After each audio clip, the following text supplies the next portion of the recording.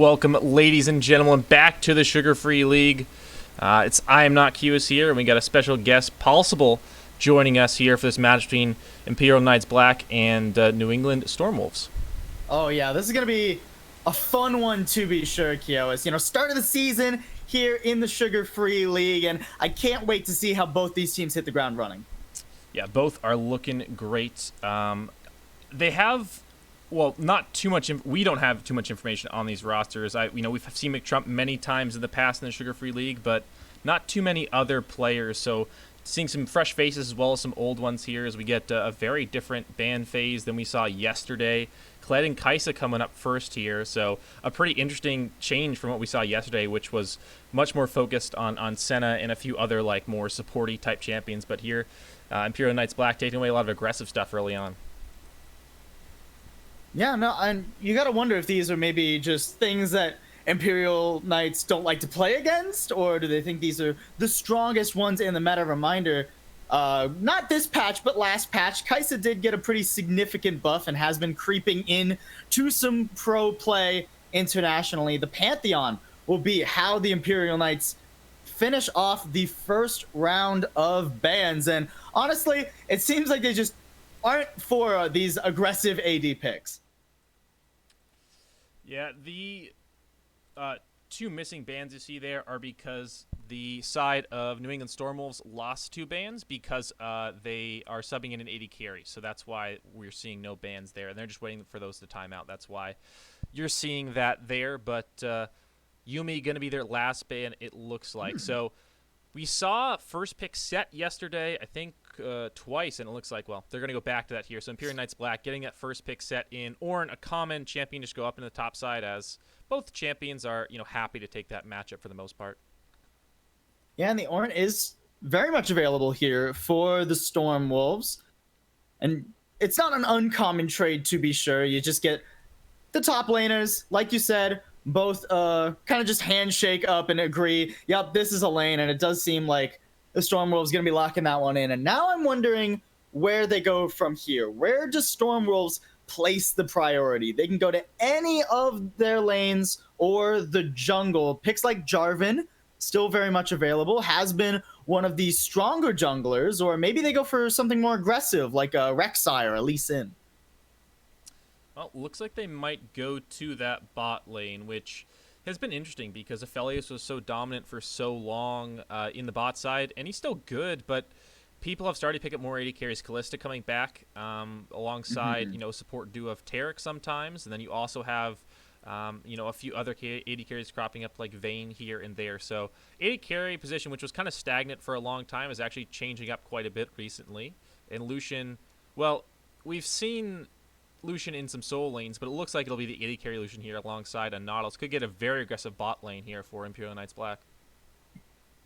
The Nautilus would be an interesting lock-in, considering it basically just gives the Xayah Rakan over to Stormwolves. And, I feel like there's always the consistency of Xayah Rakan as a duo are good. Individually, sometimes they fall in and out of the meta, but there's rarely a time where Xayah Rakan as that lovers duo isn't strong. And it's not even the Nautilus. It's going to be the Braum instead. But still very good, potentially aggressive bot lane, as Lucian can really proc the Braum Q passive very effectively.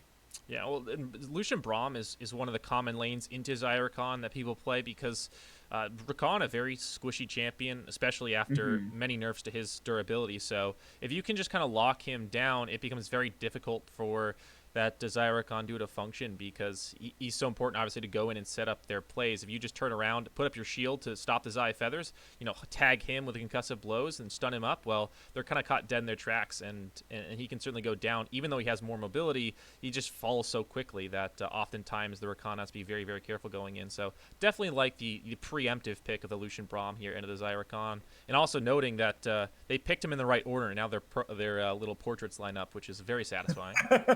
That I always hate it when it's flip-flopped. It looks so bad. But now we move into the second round of bans, and it seems like mid laners across the board thus far banned out. Not so much the junglers, both teams kind of accepting that those pools can stay open. Like we said, it is the beginning of the season, so it's hard to pinch down on individuals' champion pools.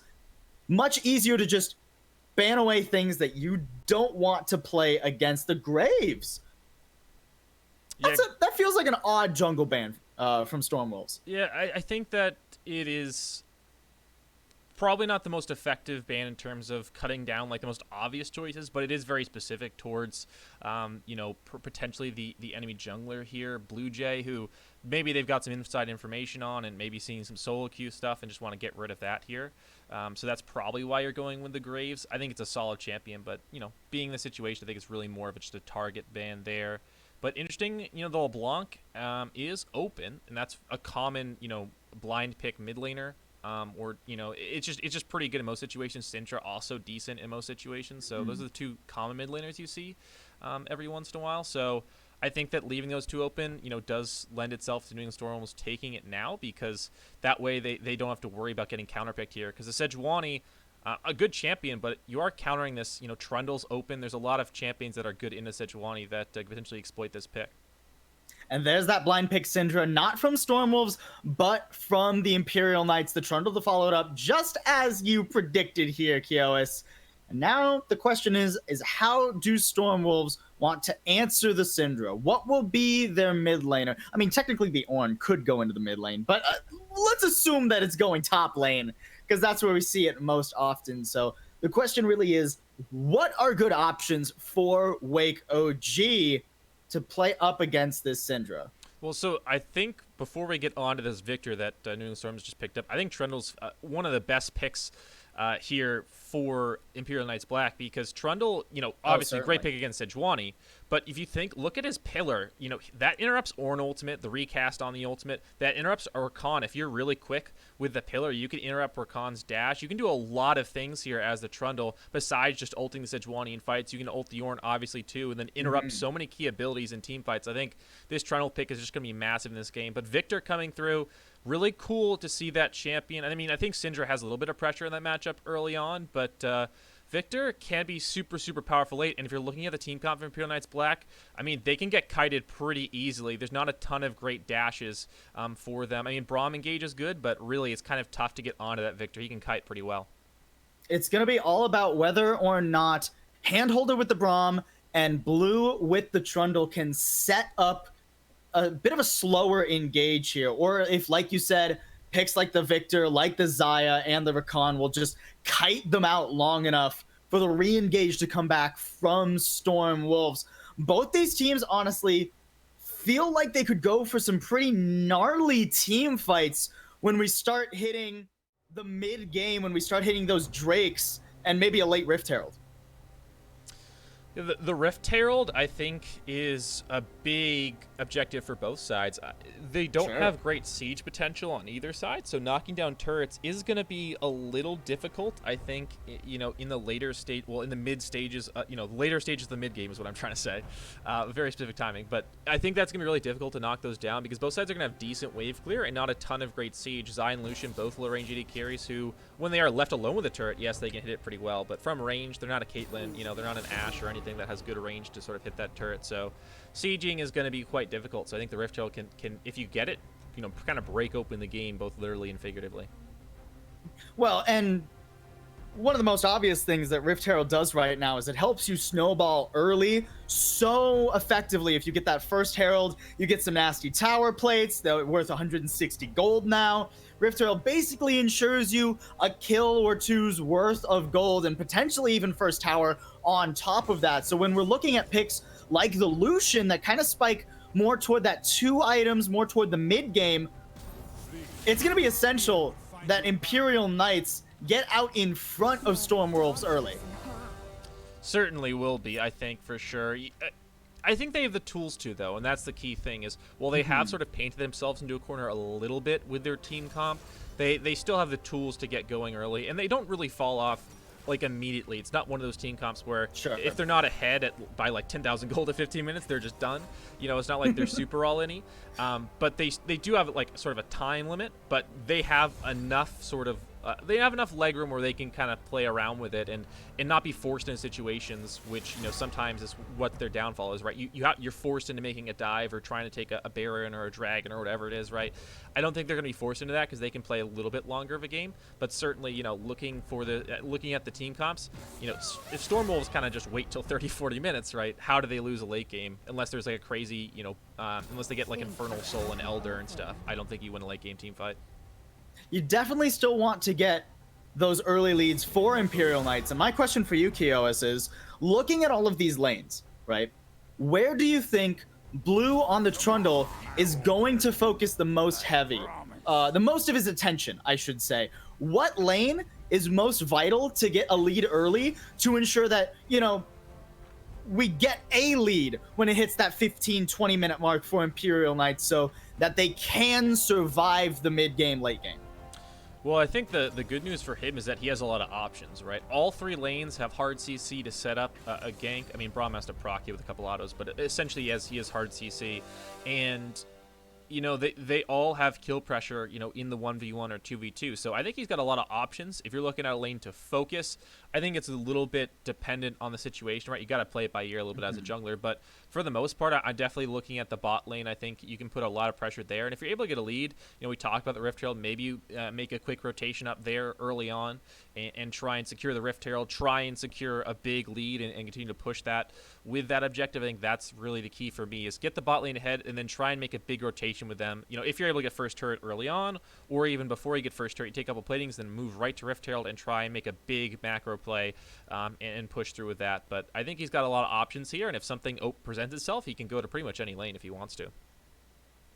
Well, I suppose we'll just have to wait and see as to where Blue and the rest of Imperial Knights Black will focus. We're going to get into the game between them and the New England Storm Wolves after a quick break for the spectator delay, so make sure you don't go anywhere.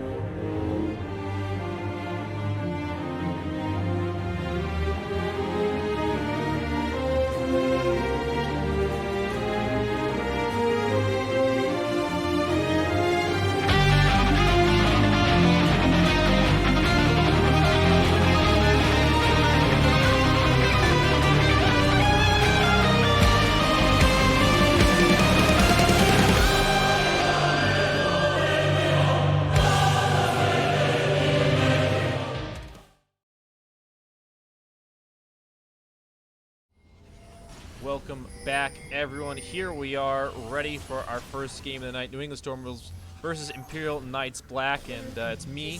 I'm not Kios Impossible here with you guys. Happy to be here once again, and well, a little bit of a scuffle maybe happening on the top side. Oh, Blue, he's looking for it. He's going in. Uninstall just backs off though, and calls the Ornn over. So not gonna get too aggressive there, but the ward was placed on the red buff. So goal still very much accomplished here for Blue. Yeah, getting that ward down is really quite big to make sure they have vision on the early clear, because you know there are a few options right now.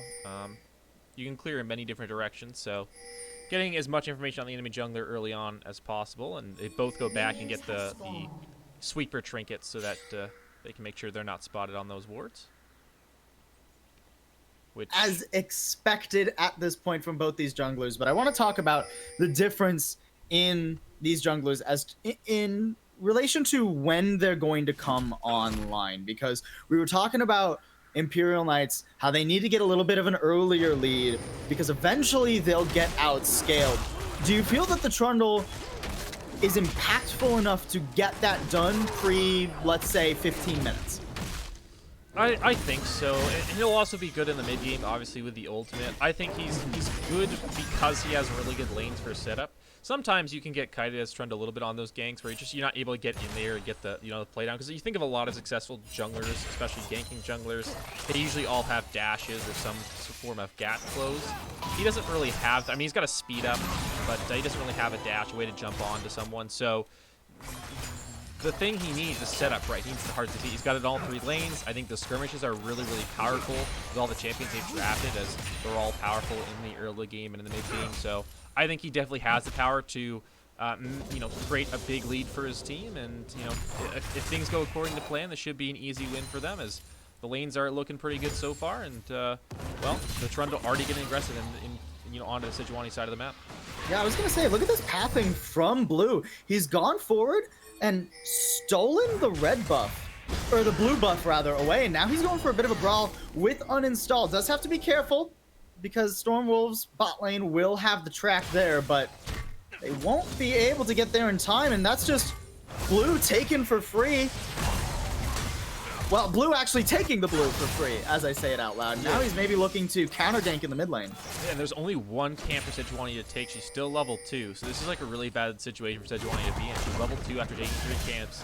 She'll get 3 off the Krugs, but then she'll have nothing to farm, besides potential Scuttle. But Trundle doesn't seem interested in letting her have one.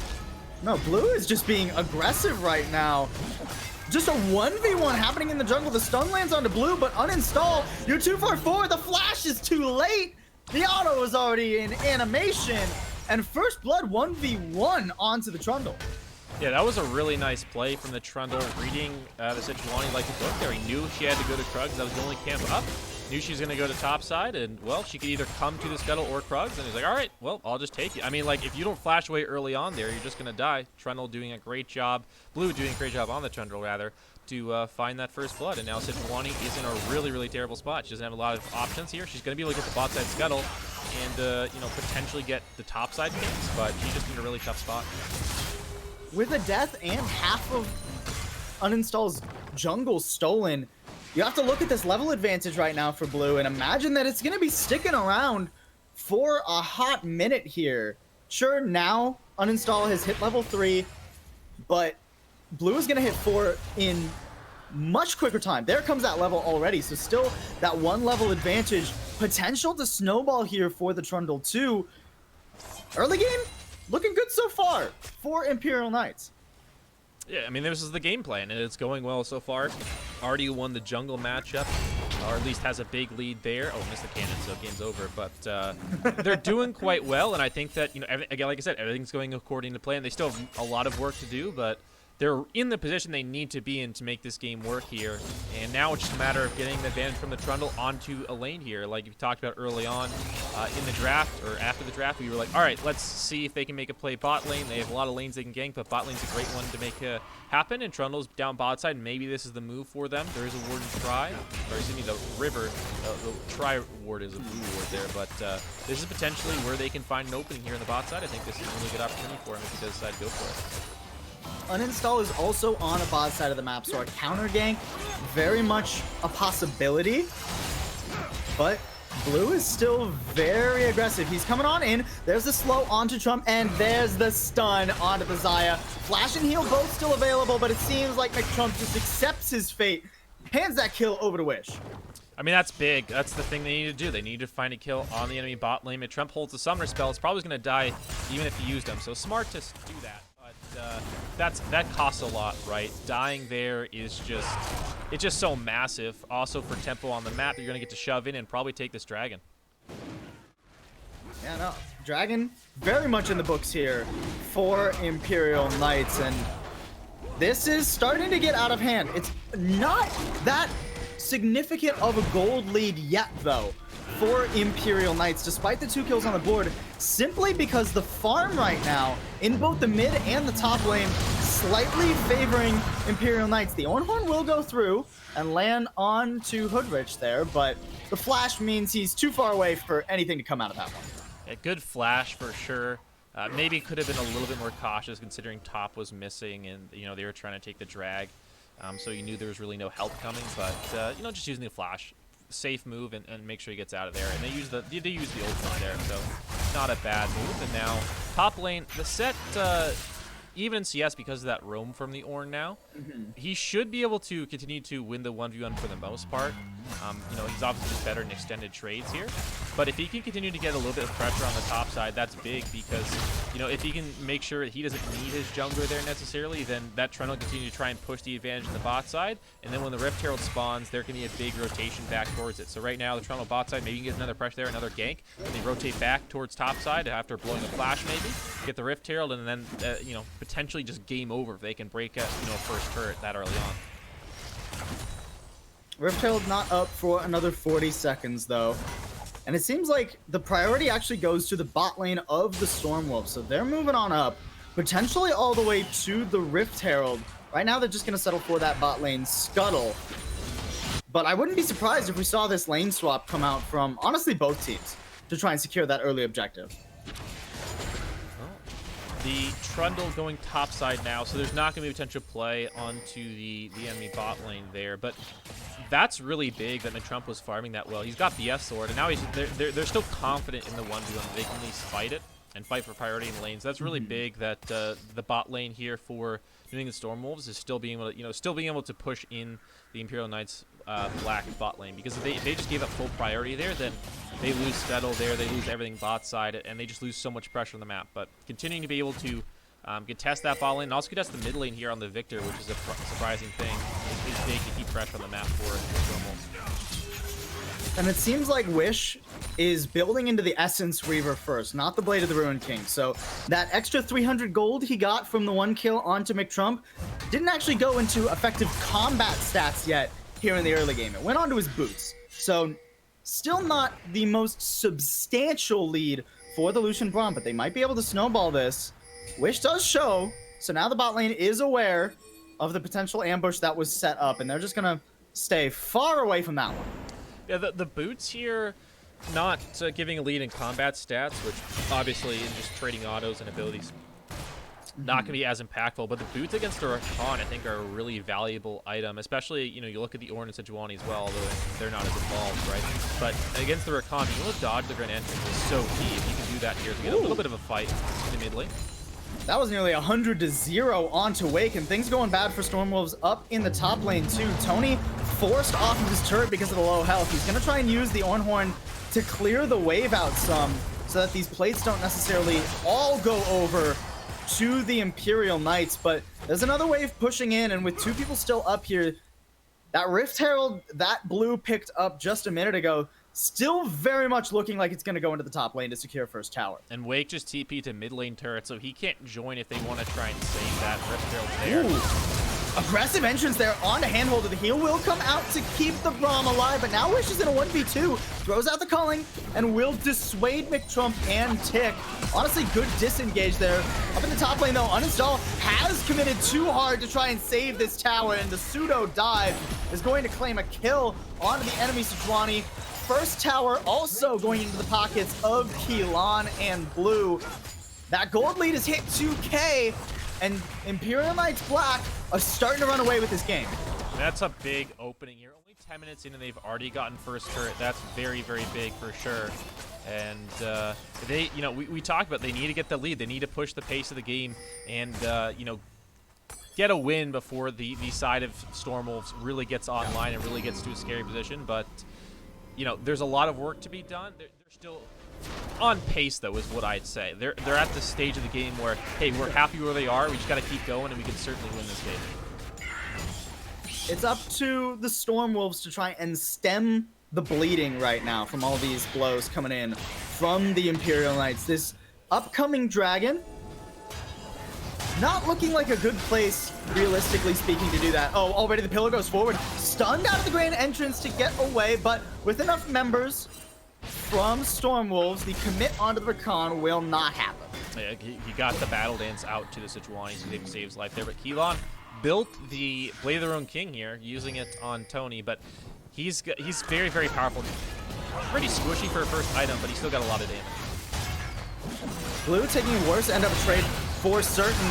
The stun comes down on an uninstalled Glacial Fissure, landing two. Uninstall has to flash away, but it's actually Imperial Knights who are feeling the worst end of that. Despite that, the Haymaker finds a nice snipe onto the enemy jungler. And Imperial Knights, they may look a little bit low, but they've got the numbers advantage. They can push forward and try to secure this second dragon.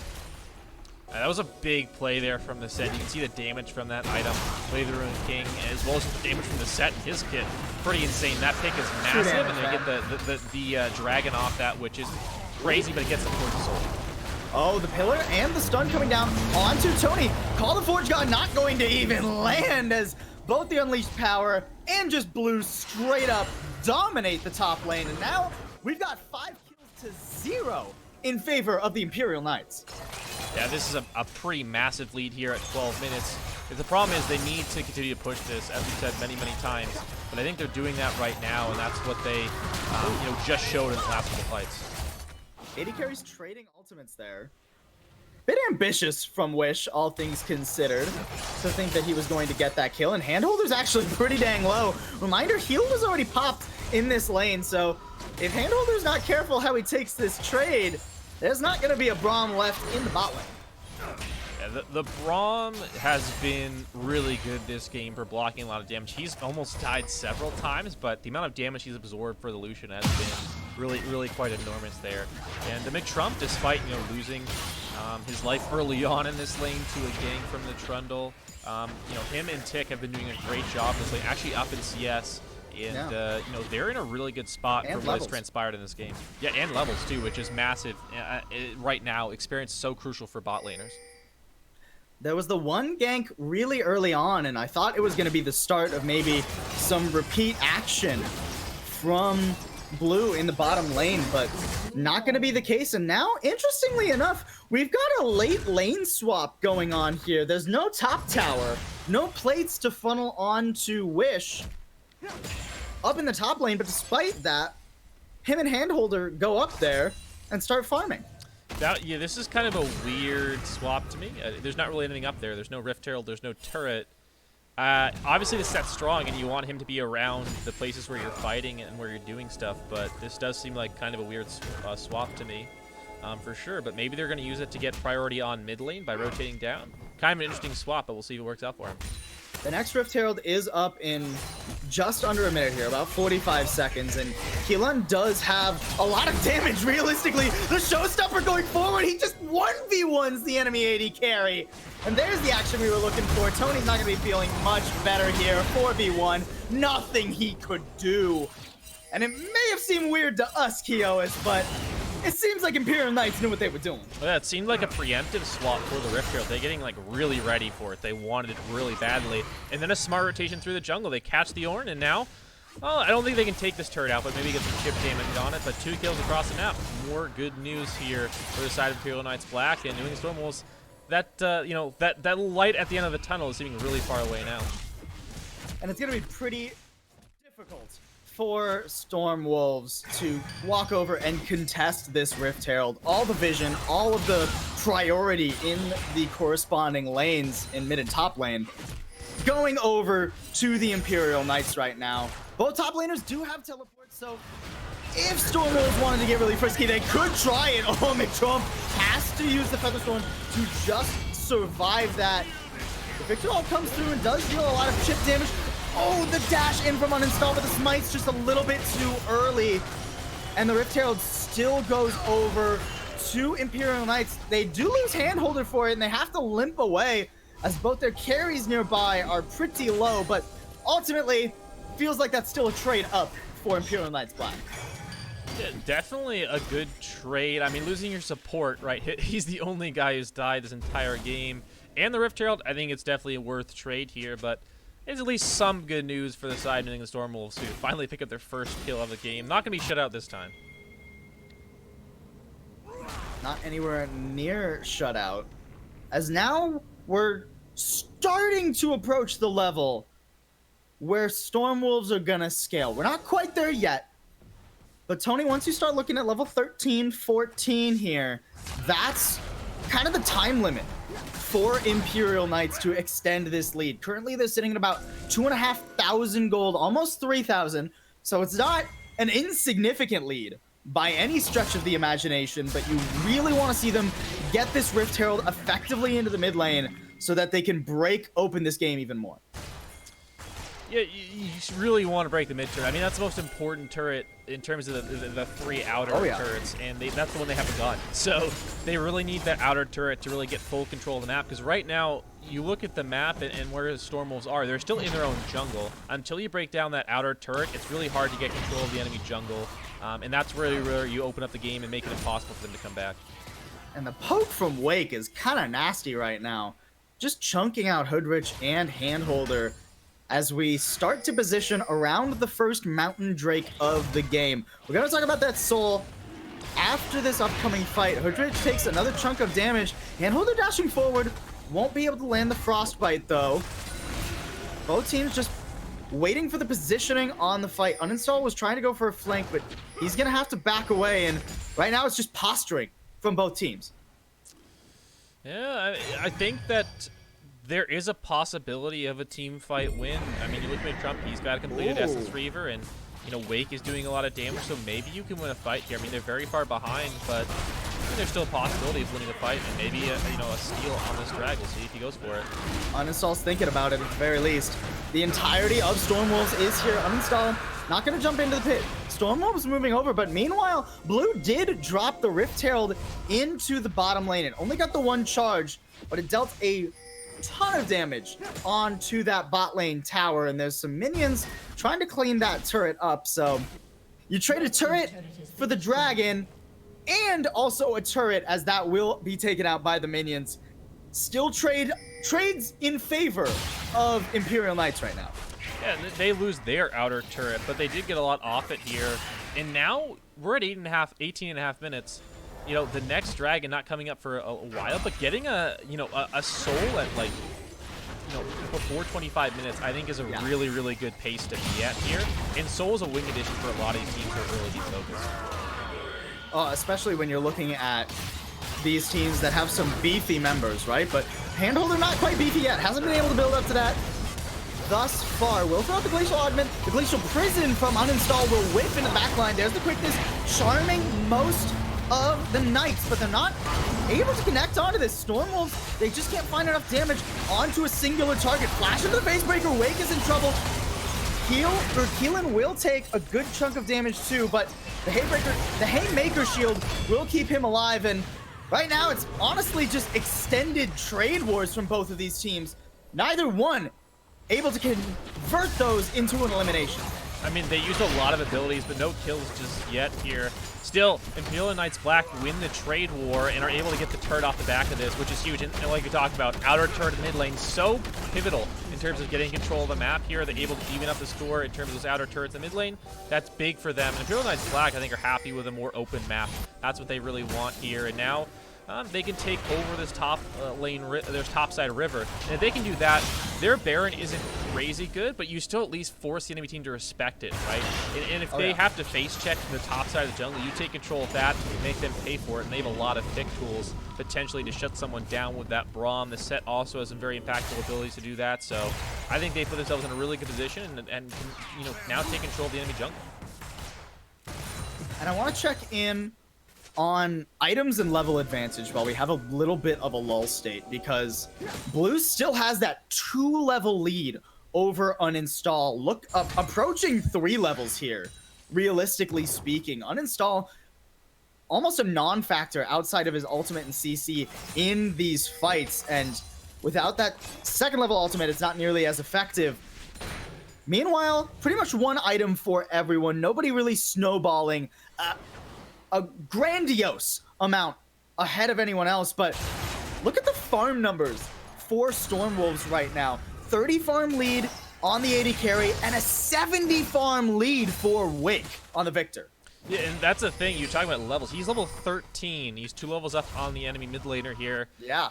They are definitely playing to their, wing edition, their outs.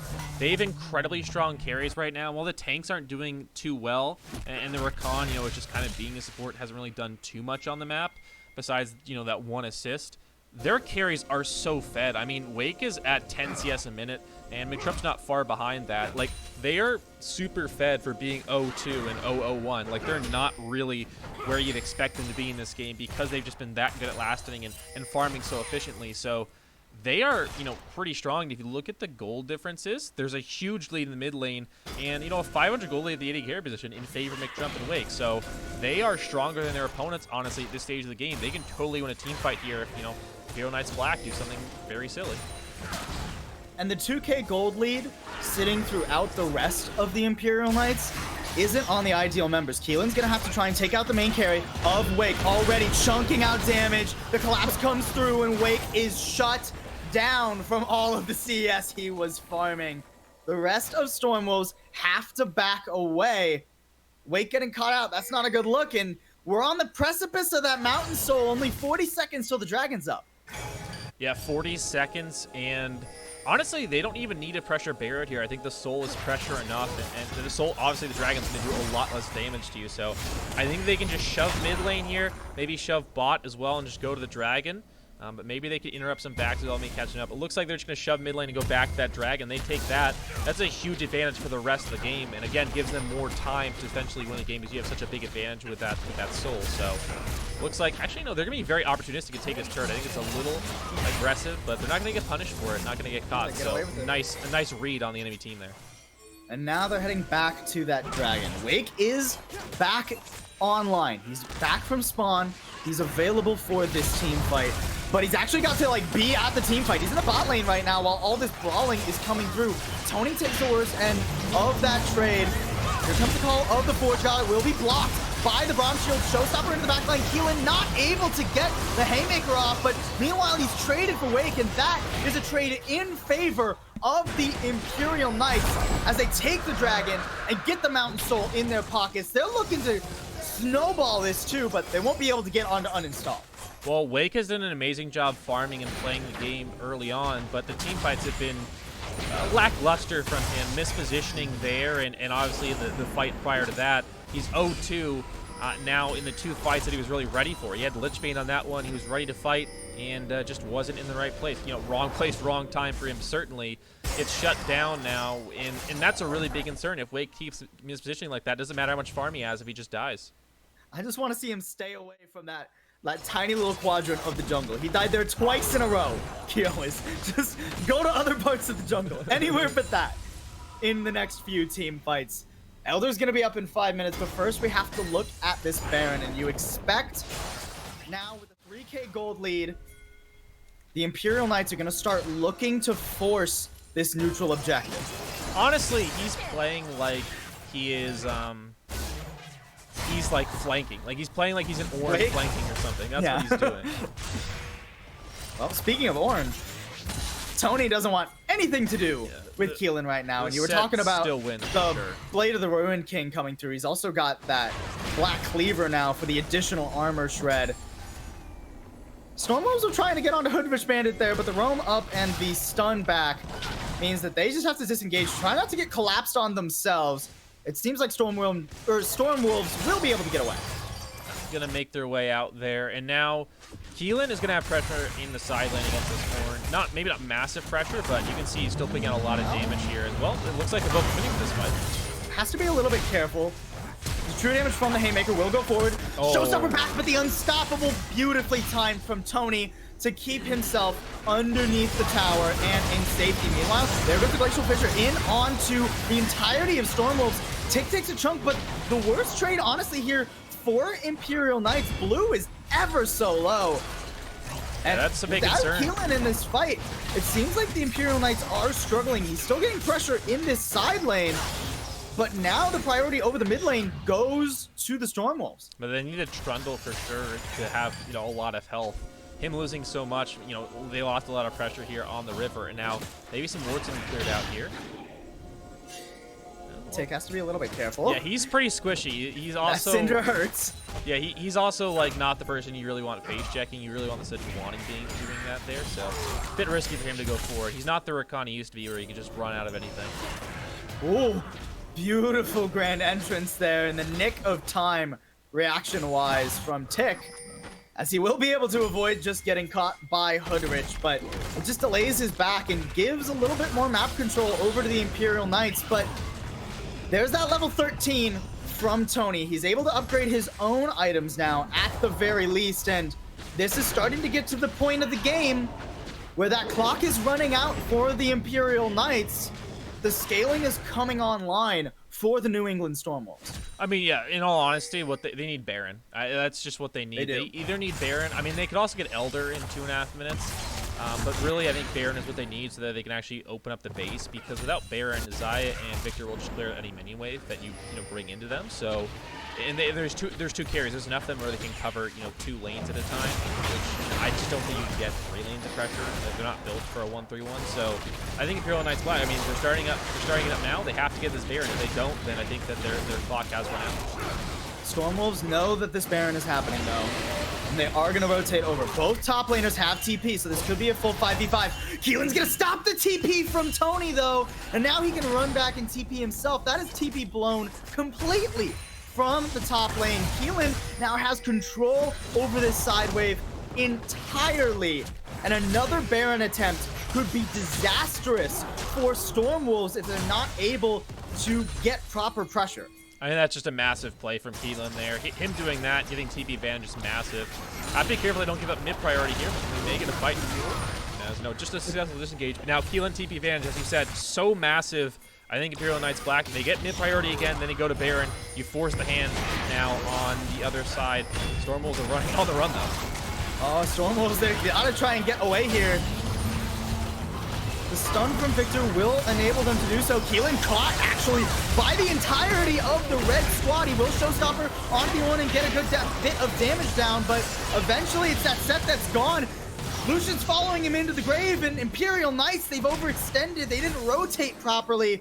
Now they've lost the pressure that they've had for so long in this game. Hoodrich Bandit is still a force to be reckoned with, but there's just not enough for this 3v5 to be possible, making it a 2v5 as Handholder gets caught out by the grand entrance. Well, and this is a massive too, because they needed that Baron. They need that Baron so they can end the game, but that window of them being able to win the game for Imperial Knights Black, despite them still being up by gold and still being in what you would think would be a good situation on the surface, really is terrible now, because while it's 9-5 in kills, this is the time when the Victor takes over, when the Zaya takes over, and the tanks reign supreme in this Sejuani and Ornn, and with Baron, they can stall this out or even go on the offensive if they really want to. But taking that away from, just that Baron not existing on the map is such a huge tool out of Imperial Knights' toolbox now. They just can't push into the side of the Stormwolves. They can't do it, and the longer the game goes on, the worse the situation gets.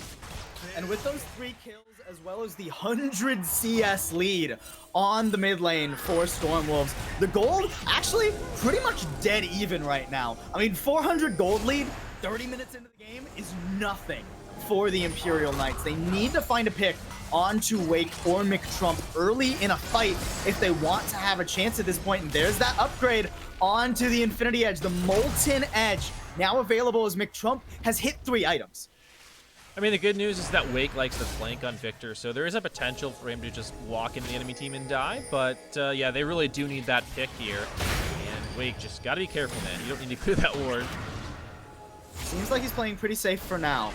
All of Stormwolves just trying to decide how they want to descend this ramp as the Elder Dragon is online. Whoever wins this fight very well could be in a position to win the game. But honestly, Imperial Knights are pretty okay with just stalling this one out as long as possible. The longer this dance goes on, the less Baron is the less the Baron buff is effectively utilized by Stormwolves. The Elder Dragon will get pulled out of the pit. The waves are pushing in Imperial honestly, Knights' flavor as well. It's the bot side is Sure. better, but the top and better for the Stormwolves, but top and mid is better for Imperial Knights. So they have 2 waves as opposed to 1, which are in their favor. And Stormwolves feel like they're debating whether or not they need to just back up.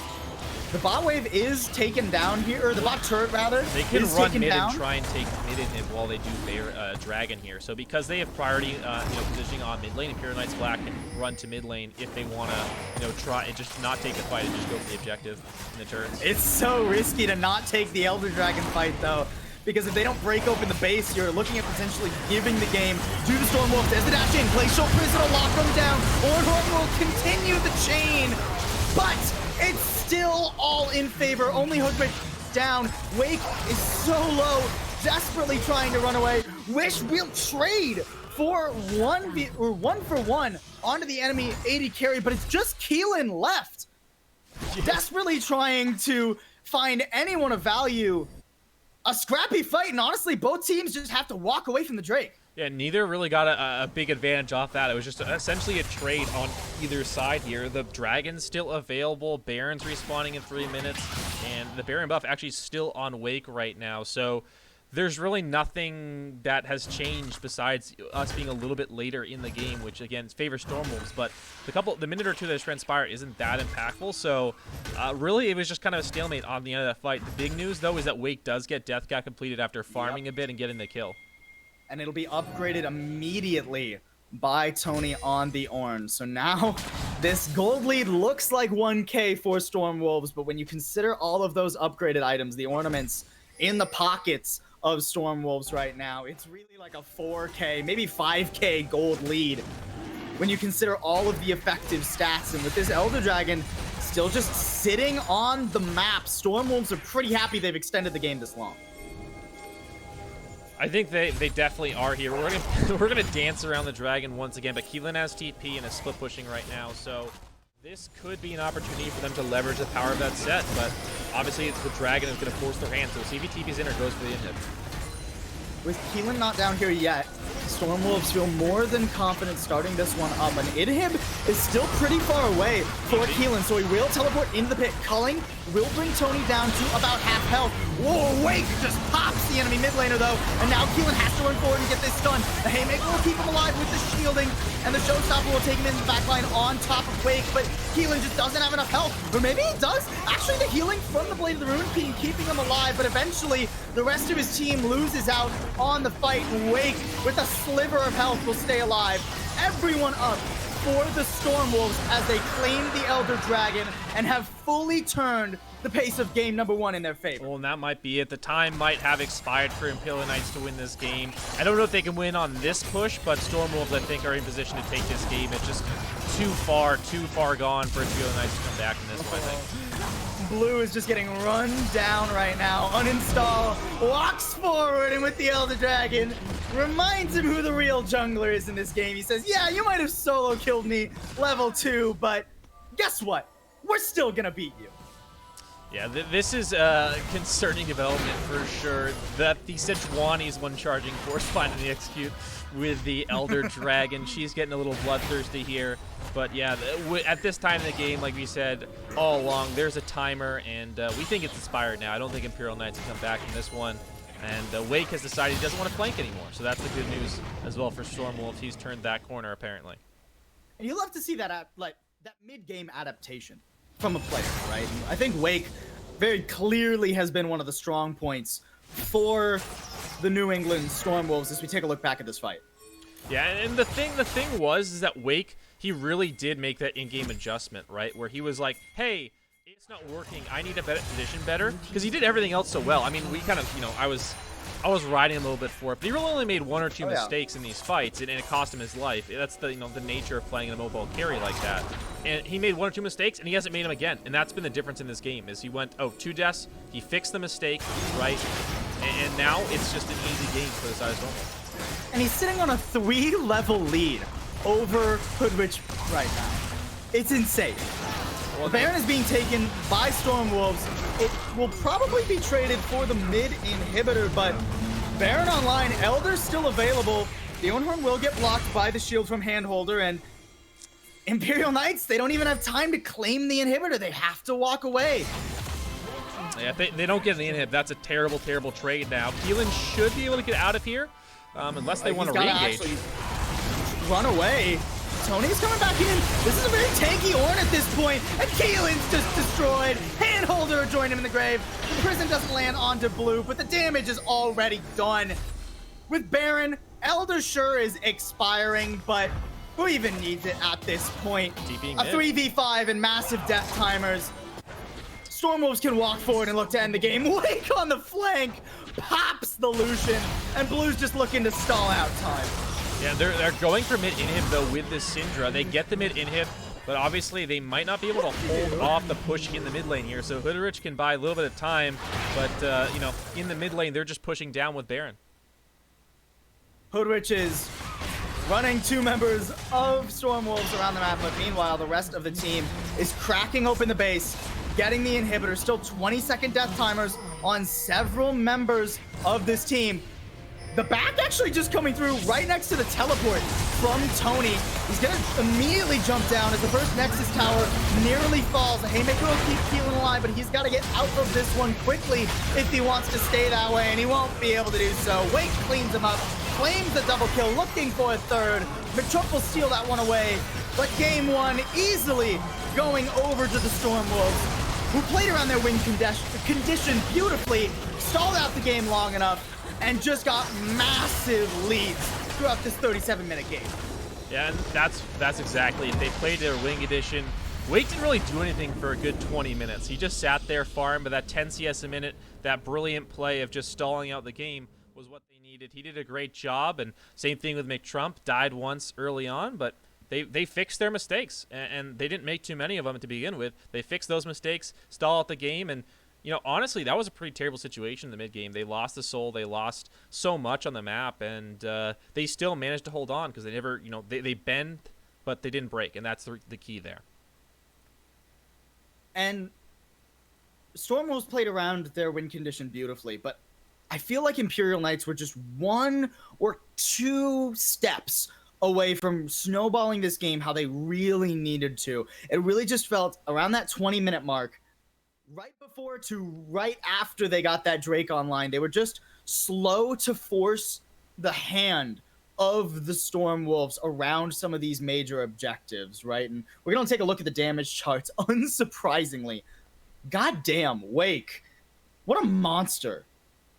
And he really had a big performance in those late team fights, just barely surviving in a few of them there. And with McTrump, you know, those 2 carries together, they were massive there, obviously, with just those damage numbers alone. Very, very good job from them. And you're right, Imperial Knights Black, they did very much what they needed to do for the first part of the game. I think that really was the story, though, was that they played their composition really well for like 15 to 20 minutes, and then it sort of stopped, and Stormwolves played their composition really well for, you know, 15 to 20 minutes. It was kind of that little swap where they didn't really know how to close out the game, but Stormwolves sort of took that, was like, we didn't play great in the early game, but we know how to play this late game. So it was kind of a tale of 2 different teams in terms of their strengths, at least in this game.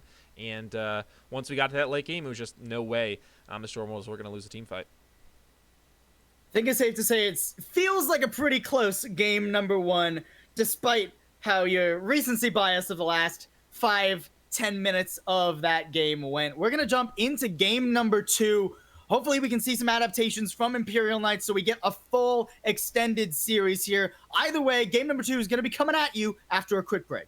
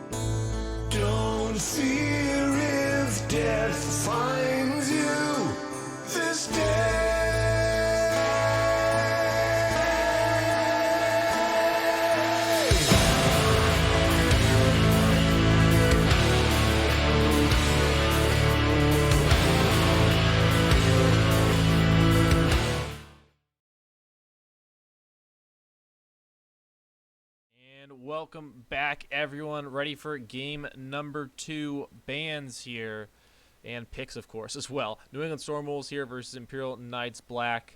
And Stormwolves take game number 1. I think they looked pretty good, at the later stage of the game, but really need to clear up that early game. Yeah, the early game did seem to be a problem, but when the Victor, the Zaya, the Ornn all got scaling, New England Stormwolves firmly took control of that game. It almost seemed just like calm, right? It almost seemed like it just was turned over to them merely because of the draft. I'm really interested to see how the Imperial Knights adapt here, especially in the first ban phase. Yeah, so here we go. We've got the Yuumi Zoe to start things off from the Stormwolves, and then Kled, which Imperial Knights Black ban in game 1 here, going to be followed up by the Senna. So similar sort of initial strategy from both these guys here. But, we were talking about that Victor, super impactful in game number 1. Probably want to get rid of that to me. You probably want to get rid of that here in game number 2 if you are the side of the Imperial Knights. So I wonder if they use that as their last ban because, obviously getting the Kled, a specific pick there. But to me, that Victor is pretty impactful. But going to get the Yasuo. Should note that they did swap out their AD carry. McTrump is no longer playing. Now Wind is playing, so that's probably why the Yasuo is getting banned out there. Wind does appear to be a Yasuo player with his clan tag that says Yas, his profile picture that is Yasuo, and the fact that his name is Wind, right? So you can imagine the guy probably likes to play Yasuo at least a little bit. But that does mean that the Ornn still available. We just saw Tony Lil on that pick, and that scaling was certainly good. Are we really going to get the same trade in the top lane to start off the draft of game number 2? Well, it's not the exact same trade because it is the opposite, because Imperial Knights Black first pick set in game number 1. So it's the same trade overall, but using your first pick to grab the Ornn into the set, they're not like changing the sides of the matchup. They're literally playing the exact same matchup again. Exactly. Which is really interesting to me because the set, did a good job in game number 1 in terms of the lane and in terms of, the 1v1. The thing was really the team fight. So it seems like the Stormwolves are really adamant about just picking the Ornn for the team fight here. But speaking of team fight, Misfortune picked up. So different AD carry look in the bot side for the Knights. But I think the set or matchup, I feel like I'd be happy as both sides. But Imperial Knights Black, they can get aggressive on the top side once again, which is where they found their big openings early on. And I like the adaptation from Imperial Knights Black just when it comes to the AD carry already, because we talked about the Lucian. It's more of a 2-item spiker, right? A mid-game carry rather than the late-game carry. And Misfortune very much has the potential to scale up past that 3-item mark and make much more of a difference in fights over the Baron, fights over the Elder Dragon, right? And that's where we saw Imperial Knights start to lose control of game number 1. So already a bit of self-adaptation from Imperial Knights, and I personally am a fan. Yeah, I think that both sides adapting well to the game number 1, and the Pantheon is a really good pick in Misfortune, obviously because of his shield here. I think that's going to be really impactful, in the team fights, at least to keep himself safe here. So I really like where he's going with that. And if you're Imperial Knights Black, you're speaking of shields, I think that Braum might be a good pick. You take it away from the Lucian, and you also take it away from the potential for blocking it. So they are going to go with the Braum here, which I feel like just seems like the obvious answer to, what Stormwolves, or at least the obvious answer for Stormwolves against the Misfortune. And you talked about that Pantheon. What I really like about the Pantheon this early on is that it's still very much a flex pick, right? Could go into the mid lane, could go into the jungle. You've even seen it once or twice in the support role, so not giving much of an indication as to what lanes are decided. It seems like Imperial Knights, they're gonna do something similar in their second phase of bans that we saw in game number 1. The Cassiopeia immediately eliminated. They do not want to play against that, or at the very least Hoodwitch doesn't. Yeah, the Cassiopeia is not as broken as it was when Conqueror was absurd a little while ago, but still a very scary champion in the right hands here. So it looks like mid lane going to be targeted once again for bans, but Victor's still open. Obviously a tough champion to pick early on, but if you want to go back to it, it seemed like they were very, very comfortable with Victor in the laning phase, even against a Syndra who's generally a decent laner. So they can get more aggressive with it, but to me, going back to Victor seems like a no-brainer to me if they just leave it open. Well, it seems like Syndra is actually going to be banned from Imperial Knights.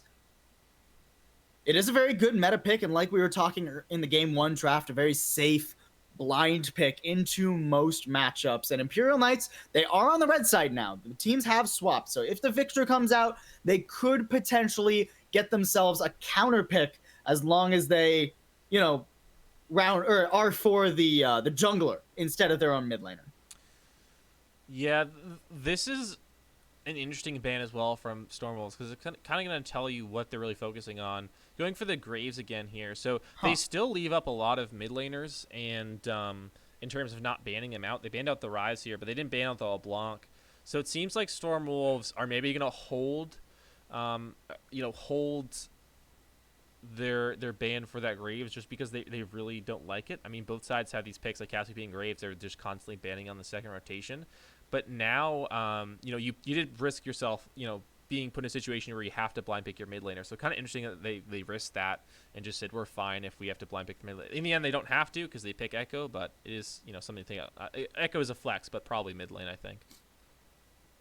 Could certainly go into the jungle, though. We saw in game number 1, Blue, he was doing a relatively good job of getting early leads on the Trundle, if anything. And I feel like Echo would just enable him even more so to make these ganks happen early on and get that lead to a point beyond that 2K mark where Stormwolves could still fight back, pushing 5,000 gold lead at 20 minutes. It's a much steeper hill for even a scaling comp to climb. Yeah, so we have potential for a Taric here, which it's a very it's like a very risky pick in that if you don't get your ultimate off before the Misfortune bullet time, your effectiveness with that ability is lowered by just a massive amount here. But if you do get it off beforehand, you cancel out her ultimate and are able to just kind of turn the fight around there massively. And speaking of other big impactful moments, the Rumble going to be picked up, so it will be Echo jungle and Rumble in the mid lane against this Diana.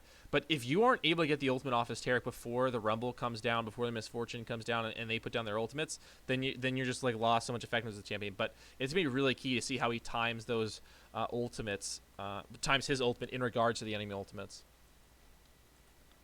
And we now know for a fact where everything is going for Stormwolves. The Pantheon will be in the jungle. Diana going to be hitting up the mid lane with Lucian Taric bot. Lucian Taric seems like a bit of an odd combination. It's not necessarily the first thing that comes to my mind when you think of either of these champions.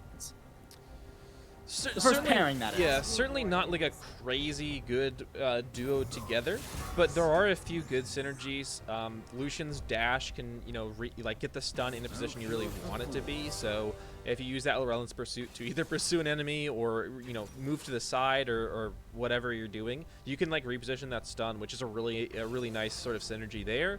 And then obviously Taric Golden is just kind of good with whatever you're doing. So I think that they're not crazy good bot lane because they are low range, and that can be exploitable in the early lane phase. But I think they do have some decent synergy in terms of their two E's go together pretty well. But certainly there are better things. Kallista's been a massive pairing with Taric recently. I think not massive, but a very common one, especially internationally in the eastern part of the world.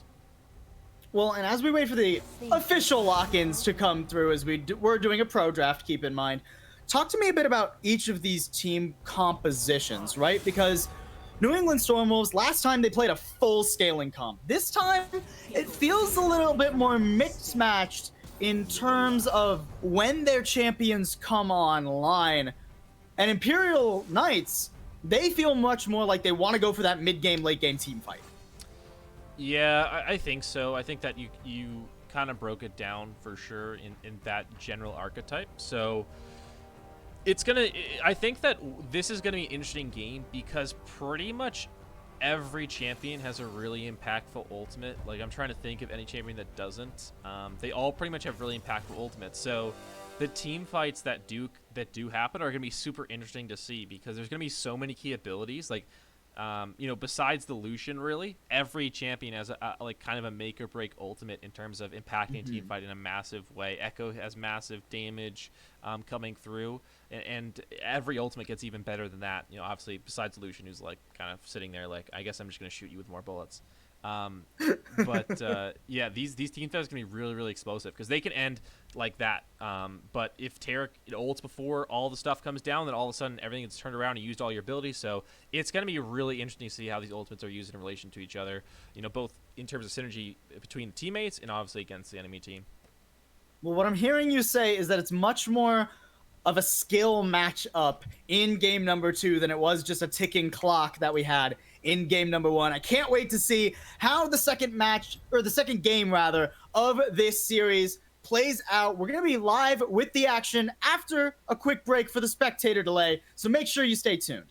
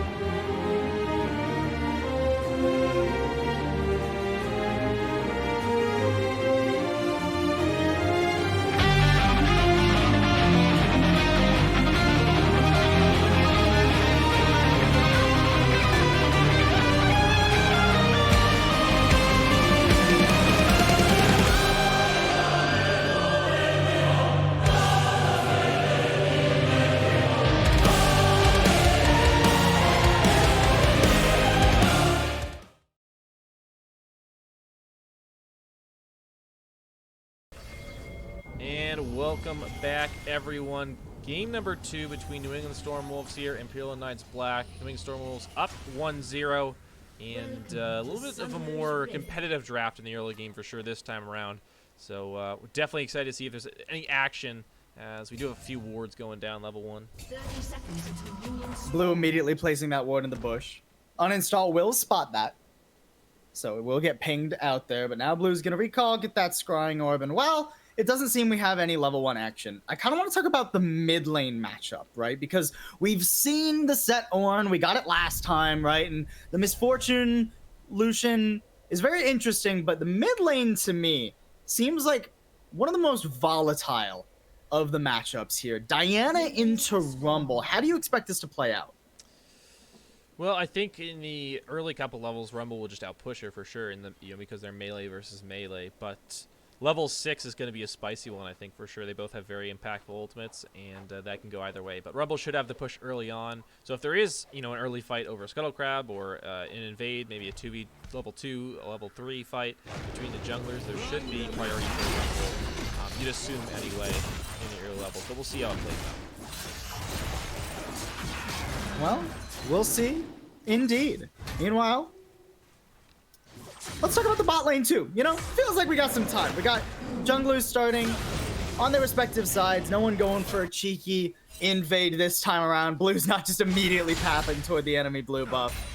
So this bot lane matchup, I'm still not really sold on the Taric and the Lucian here. It does seem like they have the push going in, so who knows? I might just be dumb. Yeah, well, I think that Lucian, Taric would really struggle against a range support like a Zyra or Karma or whatever. But because they're up against a melee matchup in the Braum, they're not, in terms of the support anyway, they're not really under a lot of threat early on because they can't pressure.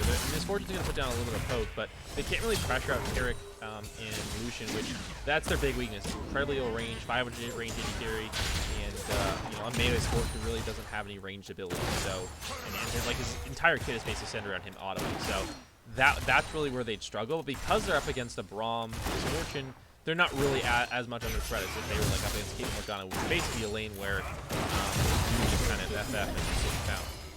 So this is a much better setup because of the matchup.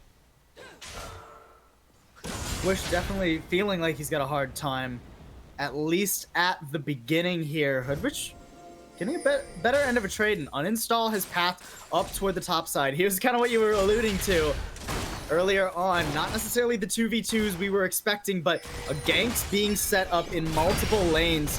Blue shows his hand in the mid lane, but meanwhile in the bot lane, got an extended trade going on here. The stun coming down onto Wind, who has to flash and heal to keep himself present. Mid lane, there was a nasty trade going on too, and Wake is going to be forced out after using his flash.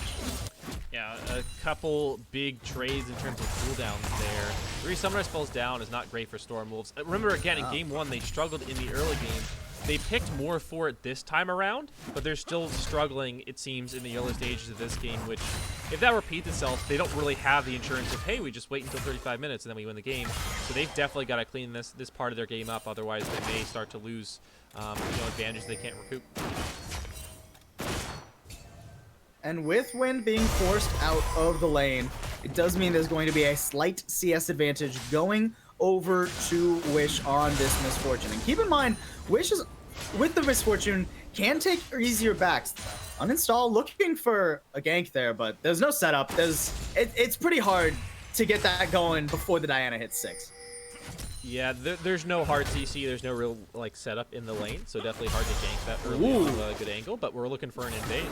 A gank in the jungle, invade coming down, uninstall, goes on to blue, he'll smite the wolves to keep alive, the dash coming through from Wake, but he just can't quite get enough damage onto the enemy jungler. That was a really nice invade, though. They get the flash out, really smart rotation, and they read each other really well, or rather uninstall red the enemy jungler really well in blue there. So a great roam from the Diana and a great idea to invade there from uninstall. Really well played. Flash out of the jungler for just a little bit of time spent outside of mid lane. Uninstall, returning the favor from blue in that game number 1 where we saw the early invading of the jungle for the solo kill. It's not a solo kill or even a kill at all for uninstall, but he will force blue back. And, you know, last game we talked a little bit about how level advantages, especially in the jungle right now, seem to stick. If you get forced out of your jungle over and over again, if this becomes a pattern for blue in the early game, he could start to struggle. That would definitely be a big problem too. And he's not playing the tank that's just going to be useful no matter what. Echo is, especially with the Dark Harvest he's got going on here, he's definitely relying on being effective in terms of you know, a damage output character in this one. So he's got to make sure he doesn't fall behind too far in this one. He can't sacrifice himself for the team like he's playing a Sejuani or some other tank jungler like that. So very important he doesn't fall too far behind, but you know, losing the flash here really only gives the potential for something to go wrong here. If he just you know, if that cooldown comes back up and nothing's gone wrong, then it's all fine. But that being down obviously reduces his effectiveness on the map here, but see if they can take advantage of it. The Storm Wolf maybe looking for another engage. Right now, Imperial Lights, it seemed like they were trying to set up around the dragon, but without priority in both the mid and bot lanes, it's hard to really secure a safe dragon there, especially when they don't know where uninstall is. Bot lane of Stormwolves will spot that control ward. They might get collapsed on here. Wind pretty far forward. The Frostbite goes down onto Tick, but there's no one to follow up onto that. And meanwhile, up in the mid lane, uninstall, looking for a cheeky pick. But the bot lane handholder has to flash over the wall. He puts the shield up, and the Ignite will tick down for first blood onto the Taric, and everything going wrong in a short amount of time here for the Imperial Knights. Yeah, a lot of damage down there, and they find the pick.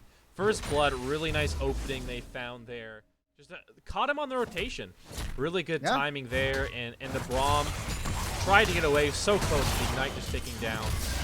Ended up all the Forge God being invested in the top lane here. Tony Lil feels like he might have kill pressure. The Showstopper will bring Keelan on back, but he's ever so low. Whoa, just one more auto. The flash forward, but the flash away. In addition, Keelan now, hey, you gotta be careful, buddy. You're still pretty low. There's the knock-up, and he's gonna pay for trying to come back into lane. Yeah, that was, I don't know why he walked back toward him there. He has TP, he can just come back, but he was like, oh, I almost just died and I used flash. All right, I'm gonna come back towards you. That seems like a good idea.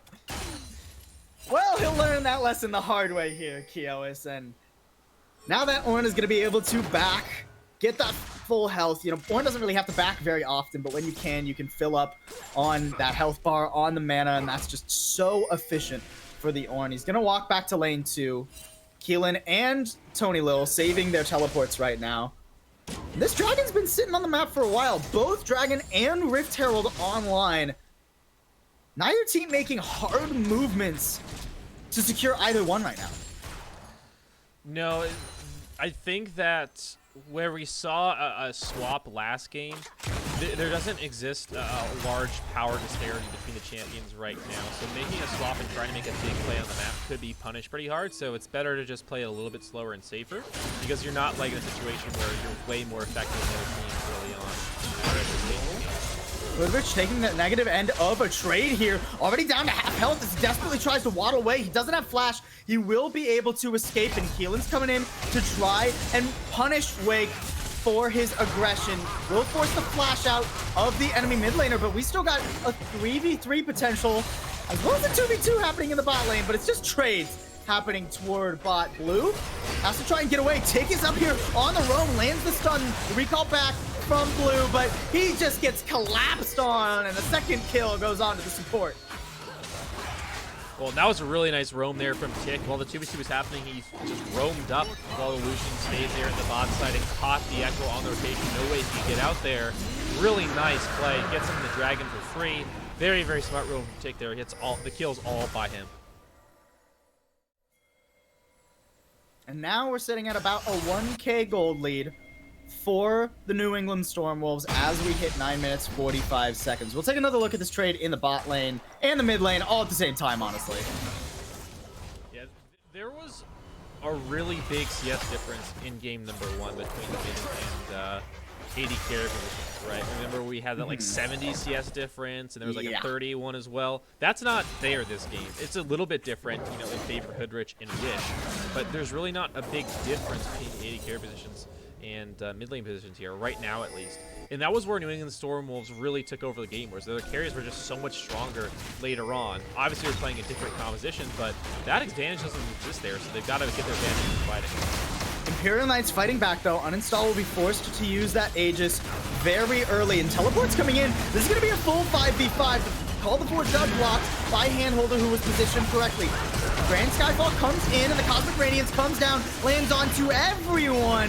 4 Storm Wolves as they are invulnerable, but it expires quickly. Equalizer down, uninstall, removed after he picks up the Rift Herald, but somebody actually has to pick up the Rift Herald. Tony Little desperately trying to walk forward and get it, but he'll get shut down before doing so. The Cullen comes out onto Wish, but it won't claim another kill.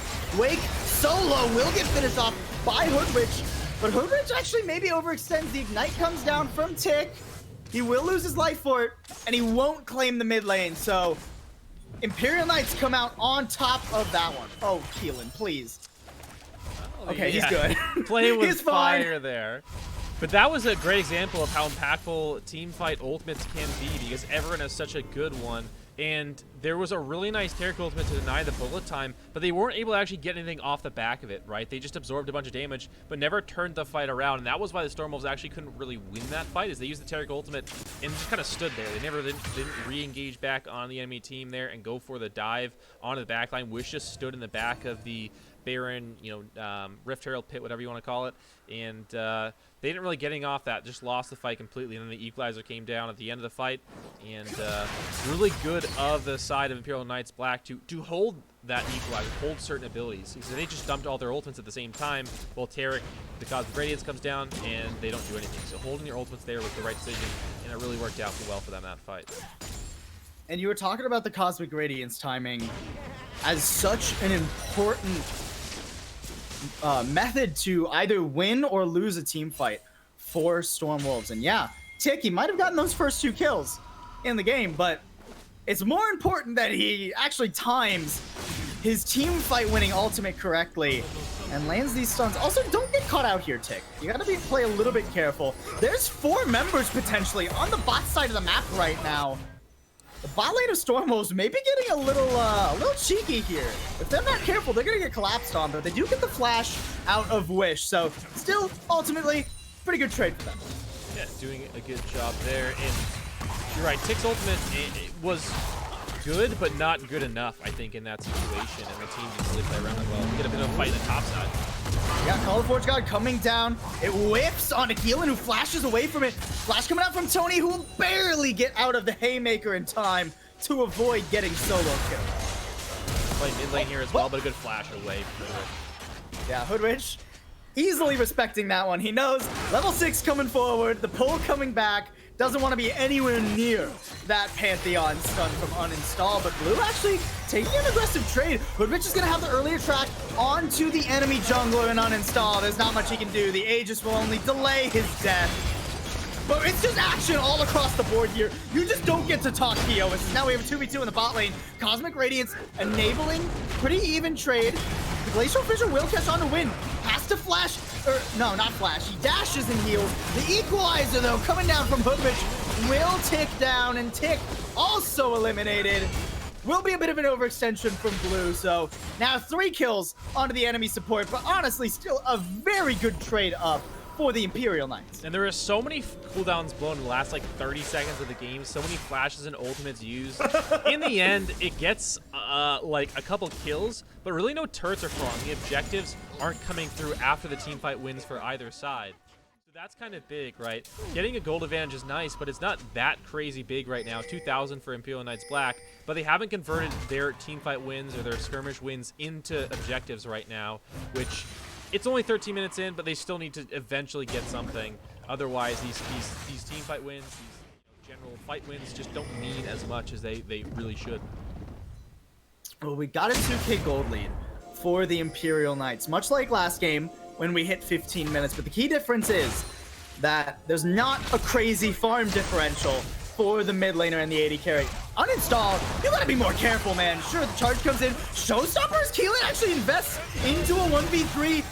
2 members coming down, and now it's even tides for both squads. The pull coming in. Spear will deal so much damage, but Wake is already so low. He'll get finished off by Wish. Tony Little's just gonna have to walk away, desperately trying to escape. He will not be able to do so though, and that's 2 kills for free as Imperial Knights extend this gold lead. Oh, and that's a big fight because, like I said, they weren't getting objectives off the back of their fights, but now they're going to get the dragon here, which is certainly nice to make sure that the enemy team isn't advancing their way towards Seoul. And obviously, get some gold in your pockets and just generally going to get you some map control, it seems like, after the end of this fight. Going to get some wards down and get the dragon. Really nice fight. And now they get something off the back bit, which is really what they need to do, convert their team fight wins into something. Originally, it was just the gold, and now it's going to be maybe some objectives. And I want to double back to what I was kind of alluding to before that crazy fight in the mid lane started, which is the effective power right now online for the Imperial Knights, right? We see 1 completed item for both the AD carry and the top laner, and they're not items to shy away from either. Essence Reaver for Wish, which of course, you know, AD carry, Misfortune, spikes at 3 items, but it's still not half bad. I'm going to hold that thought though, because Tick has walked too far forward. He's gonna get stunned up. The Cosmic Radiance will keep him alive, and Wind will get there to pressure onto the enemy. But actually, the roam coming down from Hoodrich. There's no CC to slow down Wind and Tick right now, though. The overheating coming through. Flash and heal forced out yet again from the bot lane of Storm Wolves. And across the map, Imperial Knights are keeping these advantages going. Yeah, and that's the key thing, right? They keep it going here, and they convert this into something. Getting the turrets, now potential play for Imperial. Grand Skyfall coming in, and actually, Tony has TP'd into the backline. This is a 3v4. The Glacial Fissure only going to slow the inevitable kill onto Wish, who is just found on the wrong side of the map. There's the shutdown onto the enemy carry, and Stormwolves fire back. But meanwhile, you gotta look toward the mid lane, where Blue is just picking up pressure onto that tower. And Rift Herald's being taken as well on the other side. So there you go, team fight win on the side of the Stormwolves. But the objectives actually go over on the other side. A turret will be gained for Stormwolves, but a Rift Herald on the other side, and most of a turret in the mid lane. So team fight win, but they don't actually get a huge advantage off the end of it here. So it's not like, oh, this is the play where they, you know, close up the gold lead. They really haven't done much to, you know, shrink that, which is definitely a concern considering that, like we talked about earlier on, the CS difference there doesn't exist, and the item times that are coming in are so much bigger for the side of the Knights than it is for the Stormwolves. And no, actually a 2k gold lead. I almost did my math wrong in the head as we have 6 kills to 9. It's honestly a nice early game we've gotten here from the Imperial Knights. Now, we do have to kind of... Okay, I'm going to hold this thought again. I keep trying to set up story Kiowas, but they just won't let me. Tick is getting caught out, but it's honestly just an ambush into the 3v4. Sure, Blue is there to try and make up the deficit. He will jump in and get the kill on the support after recalling away, but it's still a support for an AD carry. Stormwolves are pretty happy with that. They're going to flash forward and try and get onto Blue. He'll flash away, though, but it does mean that the Imperial Knights will have to cede their mid lane tower. Yeah, and that's a big pickup, like we talked about in game number 1. The outer mid lane turret is one of the most important turrets in the game for pressure on the map and just general tempo advantage at this stage of the game. So it is huge to pick it up at this point. Blue gonna grab his blue buff here, but wait, get maybe a little frisky, maybe looking for it. But this is the point of the game where you can start to maybe claw back with this advantage in terms of the turret and the pressure on the map because of it. But they're still down. I mean, Knights, you know, make no mistake of it, are an advantage in terms of item timings and gold. And the Leandri's now online for Hoodwitch on the Rumble. This is where that equalizer starts to deal some nasty damage, even onto tanky members like the Ornn and the Pantheon and the Taric. And actually, Pantheon's not even building tank Pantheon. He's going, it seems like pretty much full damage. He's got the Warrior, and you have to imagine that Phage is building into a Black Cleaver. Yeah, so it looks like he'll be playing a Bruiser Pantheon. Not full damage in Youmuu's lethality items, but basically full damage of like as close as you can Bruiser, reasonably get while being a jungler. He's not playing solo queue. He's playing full damage in an actual competitive game. Is what he's doing. Rift Herald gonna be summoned in the mid lane, and as long as that walks far enough forward, that's definitely going to secure this mid tower for the Imperial Knights. They're going to leave it to its demise, only get the one charge out of it, but they still get a bit of mid lane priority and early track over this third Drake that's coming up. It will be an Ocean to start off the Ocean map, the Ocean Soul. Still very much the best in the game. Keelan, woo, nearly gets that face breaker onto uninstall. That could have been tragic for Stormwolves. The Ocean Soul in this game will be pretty solid, although Grievous Wounds may already be picked up. If you're looking at the Echo and the Taric, champions that heal a lot, so the Grievous Wounds may come in and just rep that a little bit, but well, we're still gonna fight.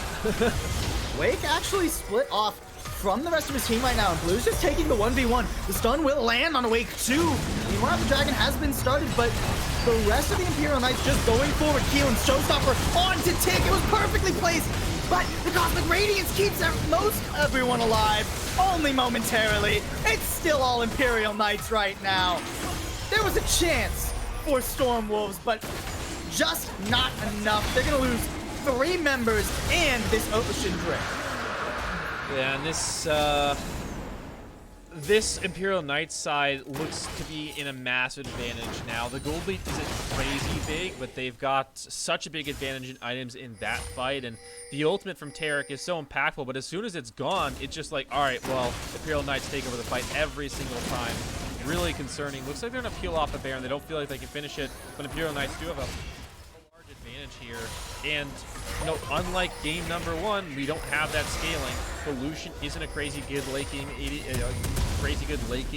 right. Champion, and Diana's decent, but she won't take over a game like a Victor can.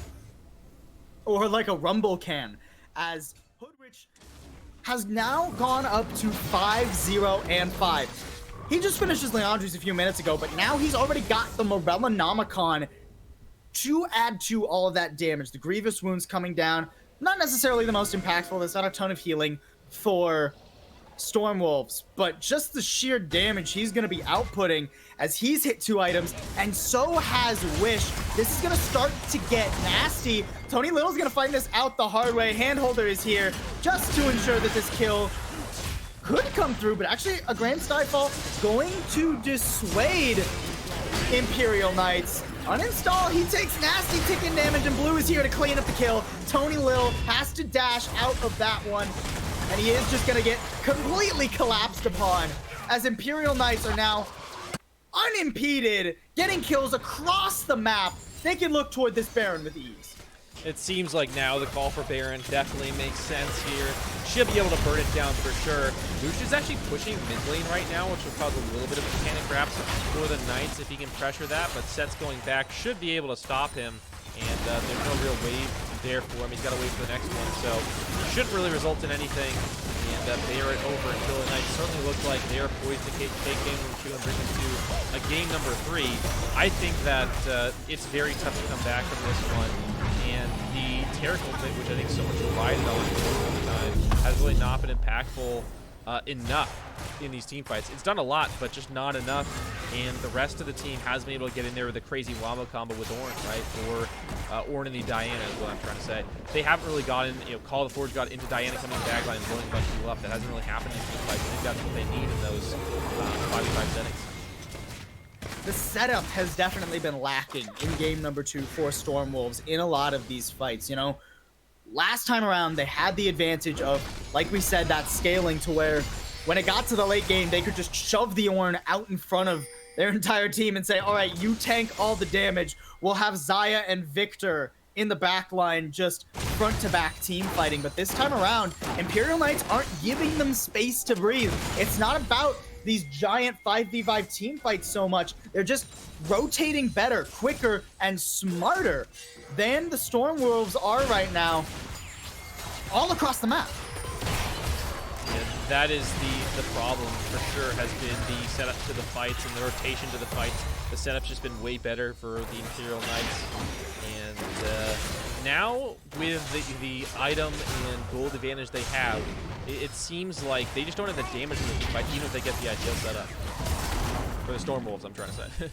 Right, yeah, no, I mean, And here's where we have to ask the question. Considering that Stormwolves do have the 1-0 lead, right? And ideally, after this siege goes through, after the Baron buff expires, Stormwolves have pretty much one last chance to get a team fight before this gold lead becomes completely insurmountable. I mean, it's already sitting at 6K, right? But with Tony Little approaching level 13, he's gonna start getting these ornaments online. You have to imagine there's one more chance for Stormwolves to actually get something done. Wind needs to not get caught out right now, and the Cosmic Radiance kind of panic ulted there from Tick. That's gonna slow down the pace of when Stormwolves can engage monumentally for this defending team right now. And it's a 2-minute and 24-second cooldown. That is just a massive cooldown, one of the longest for ultimates there is in the game. And it looks like the siege going pretty well. May result in a broken base here on the bot side, so putting a lot of pressure there, and Wind having tough time just clearing the minions. And honestly, such a good split on the map right now from the Imperial Knights. They're not really threatened in any of these lanes either. Call the Forge God way too late to accomplish anything there from Storm Wolves, as they seem to just struggle to consider where they want to collapse. I really would have liked to have seen during this Baron siege for Storm Wolves to kind of sack one lane, try and get some kills on a side lane, maybe top or bot, and contest for this third Drake. I mean, after this, we're going to be sitting on Ocean Soul Point for Imperial Knights, and if that goes over, there's no chance for Storm Wolves to come back. Unlikely. I mean, we saw the Soul go over and the other team win it last game, but again, that was a much different situation we've talked about before, of a significant scaling advantage here. And I think you're right. This time around, the Soul will definitely be the nail in the coffin. Especially since it's Ocean Soul, right? I mean, Mountain Soul's fun and all if you have some tanks, but Ocean Soul is kind of a game winner the vast majority of the time. Yeah, I think Ocean and Infernal seem like the best souls for sure. Oh, yeah. And then Cloud can be really good. Cloud and Mountain are ones that are really good situationally. Ocean as well situationally can be, you know, good, better or worse in certain scenarios. You know, if you're playing against like a poke team in certain, you know, or you are a poke team because you get it from proccing damage. So like, I think that they are situational in terms of Mountain and Cloud, but Ocean and Infernal are good just basically no matter what. I think also the Ocean, because of the extended fights, like looking at Tarek, he's gonna you know, draw out fights. So will Braum with his damage mitigation. Because fights are gonna take so long, the Ocean gets even more effective as the fights drag on, which they have in this game by, you know, being pretty long overall. Sure, and I mean, you look at someone like Hoodwitch right now, right, who is pretty much effectively well, I mean, quote-unquote effectively carrying, as it's still pretty good here for Wish right now, you have to imagine, as he has hit that 3-item spike we talk about on the Misfortune. He's got both those heavy damage, heavy crit items, as well as the rapid fire cannon coming down. So now the items are starting to get out of control here, comparatively, when you look at Imperial Knights Black versus the Storm Wolves. But Tony Little has hit level 13. Starting next level, he'll start being able to upgrade his allies' items. Question for you, after we watch Keelan here, he's actually going to take the Showstopper out of dodge. Beautiful movement there from Keelan to keep himself alive. Yeah, we're waiting on Death Cap for Diana, but it doesn't look like he's going to have it for the next fight. It seems unlikely, and now she's just having trouble keeping up the bases. Her team's coming back to defend, but I don't know if they'll be able to. Oh, no. I mean, this siege is going on forward, but meanwhile in the bot lane, Wind is caught out entirely. He throws out the culling just to dissuade Keelan, but Hoodwitch is here. The flash temporarily gets him away, but I think he got nicked by that equalizer. He's got a sliver of health. Hoodwitch looking to eventually run him down. No, he just lets the Lucian walk away. He's gonna go toward the rest of his team fight, try and take this 4v5 with the rest of the Imperial Knights. Uninstall, already taking a chunk of damage. Tony Little in though. Wish takes a lot of damage and he has to heal to keep himself alive. He's still got this bullet time online, and Hoodwitch is there now in the front line, dissuading Storm Wolves from capitalizing on that good engage. That was a very good engage, one of the best of the game they had, I think. But now they're sans their cooldowns. Tony Lil has an early flash. The flash comes in from Q, and there's the bullet time forward. Aegis will keep uninstall alive, but you can't say the same for Tony Lil. There's no tower here protecting Stormwolves. 2 down with 40-second death timers. This might just be the end of game number 2. I think so, and they've got a big enough wave to end for sure. I think this will definitely be the end. And the Knights, they're not done just yet here. Looks like the next will be exploding here. Tick and Win trying to buy some time, but I think it will probably be not enough here. The Knights looking to take this one. Diana with no death tap yet either. That's going to be it. A brawly and more so contested early game between these two teams, but ultimately Imperial Knights run away with game number 2, and now we head into our final match, or our final round rather, all tied up in this first game of this conference.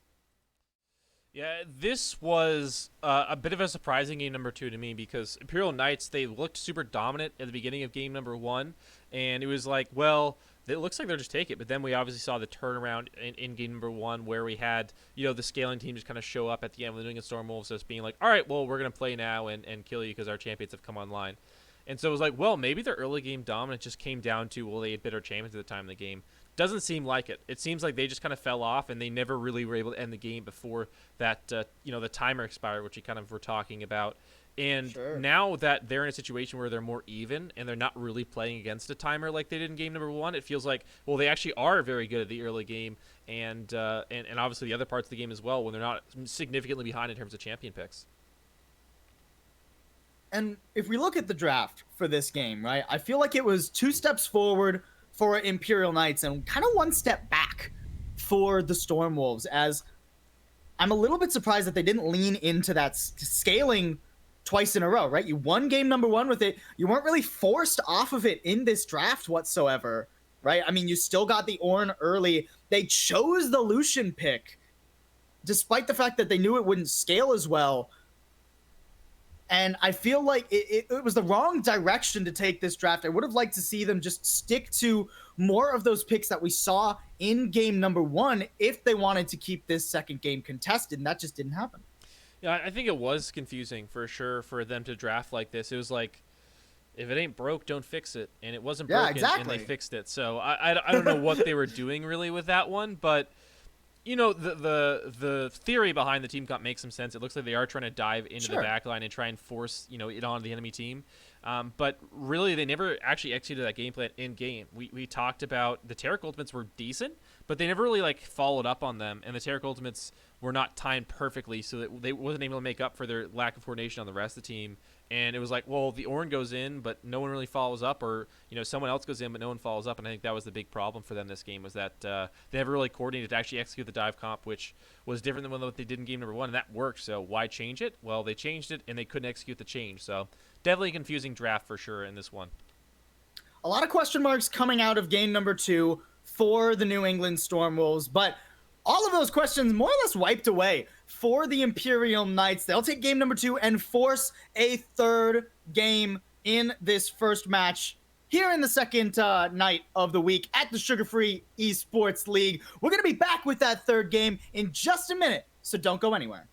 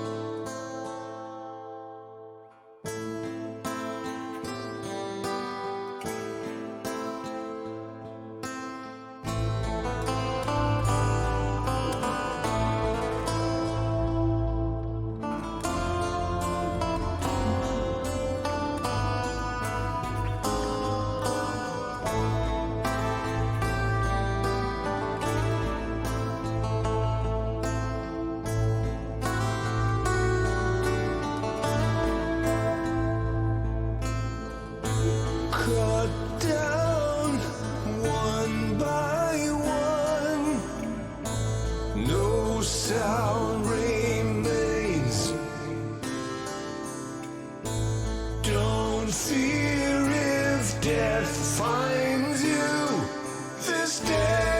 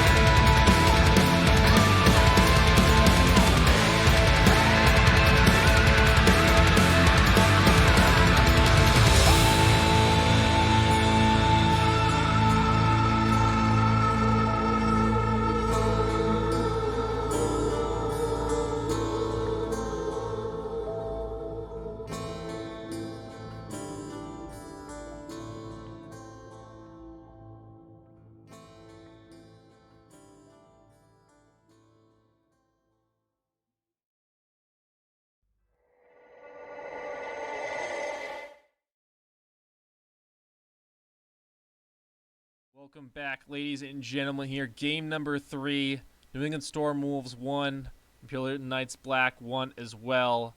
An interesting game number 2 where New England Storm Wolves sort of had a formula for how to win, and then they just kind of abandoned it and just went completely different with the way they played. So we'll see if they, try and do something similar to game number 1 again, or if they, just try a new strategy, because it did not work in game 2 for sure. Thus far, at the very least, the bans are looking all the same, despite even the side swaps coming through. The set, for the first time, will be banned by the Stormwolves, and that means insta-lock on the first pick Pantheon. You have to imagine Stormwolves probably going to go for the Ornn now. They've played it twice in a row. Yeah, I would assume they even when Set's been first picked, they've taken it. When Set's been when they first picked, they've taken it. So I don't see a reason why they wouldn't take it here, unless they want to go Ezreal first and get the Ornn. But there's no Yuumi, so they can't take Ezreal. Yuumi. It's kind of interesting they're going for the Ezreal. I don't know what their plan is to pair it with. Ezreal is just a generally good AD carry, especially once you get him scaling up toward that late game. So a little bit more the style that we saw from the Stormwolves in game number 1. A lot of potential power picks open here. I'm really thinking that it's got to be the Ornn. 2 seconds left for the Stormwolves, and they're going to lock in Blind Trundle into the jungle. I just think it's super interesting to pick an Ezreal this early and Trundle as well, because they're good picks, but like, why are you taking them at this stage of the draft? It's like, why wouldn't you get Ornn, or why wouldn't you get these other power picks? Misfortune's good this early on in the draft. I think Zaya's, which they've played, their old 80 carry McTrump, who played game number 1, right, but isn't playing now. He played it, but it's still like a good pick then, at this stage in the draft, because it's pretty safe overall, but still has that role they want out of their AD carry. And then IKB, I mean, they get Misfortune Braum here, and that sort of negates the potential pick for the Ornn. Like, to me, if I was New England, I would have just gone for Braum and Ornn on this on the R1 R2, because I think that prevents the counter of the Ornn with the Braum, and also gets you the pick you want in Ornn, which your top laner likes to play. So I'm just confused by this little bit order of picks. Maybe it's a case of Tony Lil. He's played it twice. Maybe he didn't feel quite as effective in that last game with the Braum coming out, and they knew that they didn't necessarily want to take both the Braum and the Ornn for some reason. Regardless, it's going to be the Morgana locked in. So the 2v2 down in the bot lane, all set for both teams as we round out the first phase of pick and ban. Yeah, so this is a really safe bot lane and should be good for the mid and late games for the most part here. But it feels like so much of the competition for the Stormwolves still hasn't really formed. Like, what is their identity? I don't think I really know it here. In Trundle, a decent champion, but what is he really doing in this composition? Like, what is his goal? Like, what's the role he's filling? I'm not really sure what it is, so I'm a little bit confused by that pick especially. I mean, Ezreal Morgana in a vacuum isn't bad, but the Trundle here I'm just confused by. I don't really know what's designed to do, what it's meant to do, but perhaps they'll show us with something, in the next couple picks, or maybe we'll see something in game that really shows us.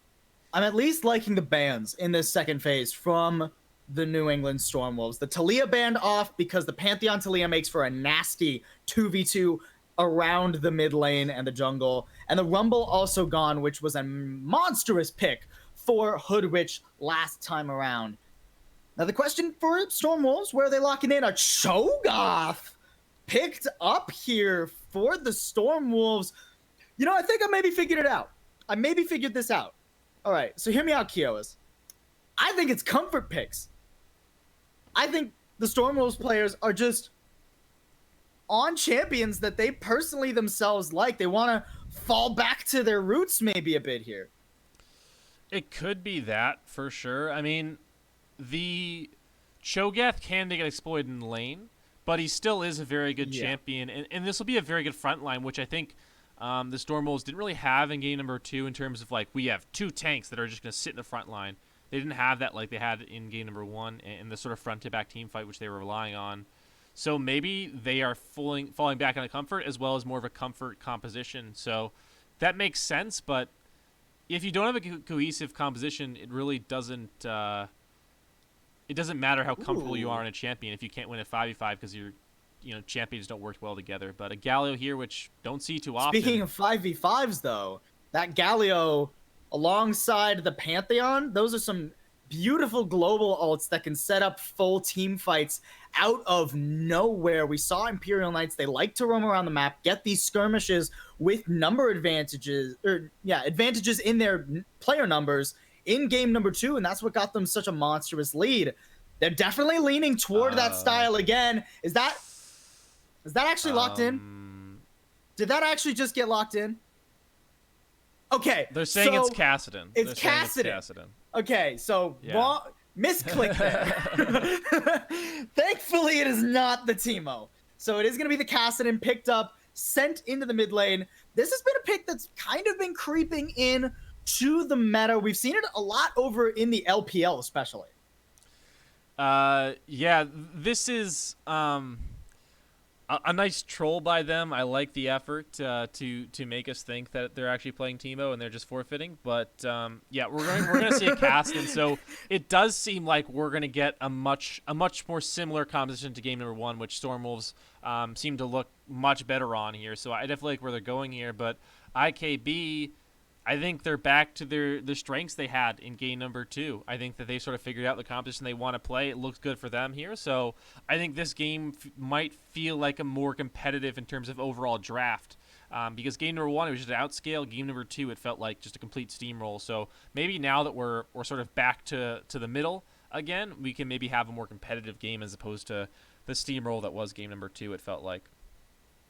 But I want to still pick your brain on the overall composition here from the Stormwolves, because it doesn't feel like a heavy 5v5. It doesn't feel like, oh, an early game jungler for aggressive ganks, or in the beginning of the game, right? So what is this composition designed to do? Because it feels a little bit all over the place. Well, I think that's it. It's a lot of all over the place. I think that they're just trying to play not too centered on one style. They're trying to play. We feel like if we play a standard kind of calm game where we don't necessarily get exploited in any big scenario, because it's not particularly good at any one thing, but it can do a lot of things. And sometimes being the jack of all trades is decent, and you still have a decent amount of scaling in some of your champions. So I think with that, they're kind of happy, like, whatever situation we find ourselves in, we can be competitive in it, and we feel like, given that, we are happy to sort of take the matchup here, and we think we can win this game. But I think you're right. It is a little all over the place. Well, but you did mention scaling, and I want to hit that home a little bit here, because with Cho'Gath, Ezreal, and Kassadin, when we get around that 35-minute mark, this composition is going to start to look scary. So, although it's not necessarily as clinical, as orthodox as their composition was in game number 1 for the Stormwinds, it's a similar concept in a broad scope, right? We pass the 30-minute mark, we outscale the enemy team, and we have a chance to turn around some of these pivotal team fights in the late game. So there's at least that boon on the shoulders of the Stormwolves right now.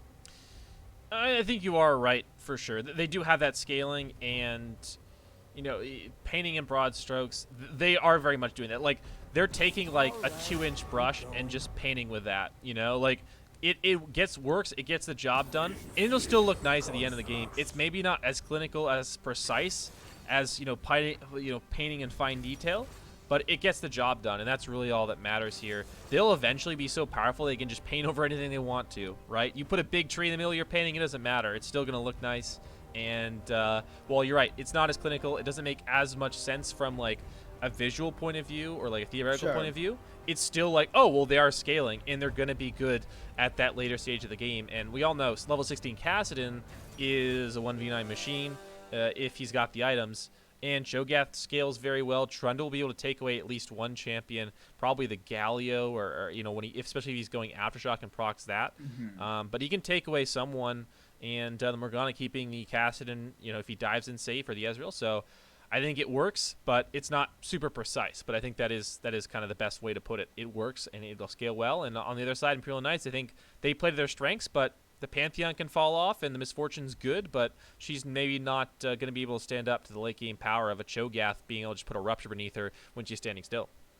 So back to a similar ticking time bomb that we had in game number 1 for both of these teams. Imperial Knights, they've gotten early leads in both games thus far, but they're going to have to do it a third time in a row and in a dominant fashion if they want to walk away with their first win here in the Sugar Free Esports League. We're going to be right back from the spectator delay to see if they can do so after a break.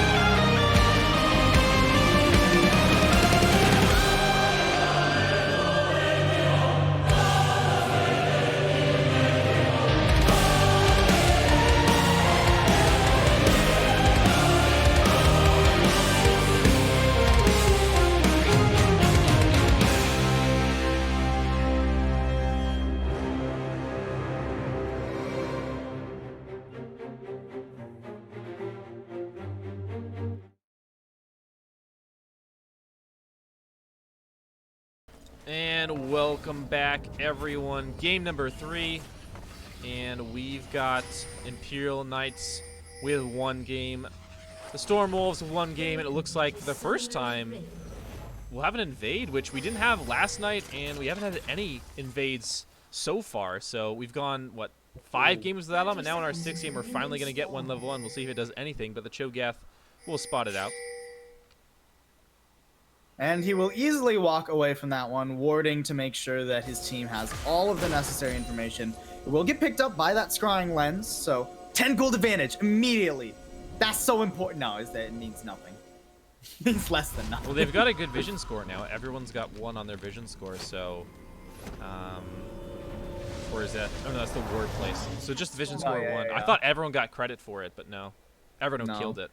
But no, apparently not. How sad. I want to change immediately to the vision score. Either way, I don't know if the vision score is going to be what's winning them this game. Instead, It's the moral for Imperial victory. Knights at least, I want to look at actually the top lane 2v2. Because I feel like Keelan has been quietly very dominant compared to Tony Lil throughout both games. And if he can keep that going, actually, Keelan going into the mid lane, he's going to be taking this matchup into the Kassadin. We were talking a little bit earlier how Kassadin generally has a weaker laning phase, but against the Galio could potentially snowball. That's not going to be the case here. Hoodwitch going up into the top lane, already taking an aggressive trade with Tony Lil, losing that one at first, but I like this lane swap from the Imperial Knights. Well, yeah, that's the classic Achilles heel of Kassadin is AD champions. And AD champions that have kill pressure. You got to ignite Pantheon here. Point and click CC. You know, you combo that with an Echo who has a very long delayed stun. I think that's just a recipe for disaster for this cast. You already see 10 CS to 2 in the mid lane. I mean, it's only the first 2 waves, but that's kind of going to be the story for a while. I don't think they can really lane swap Kassadin topside either very easily, so I think he's just going to have to suffer for the first couple levels. I thought he was going to have a free laning phase with Galio, but will not be the case this time around. And they still have a roamer because Pantheon is a global host just like Galio. Yeah.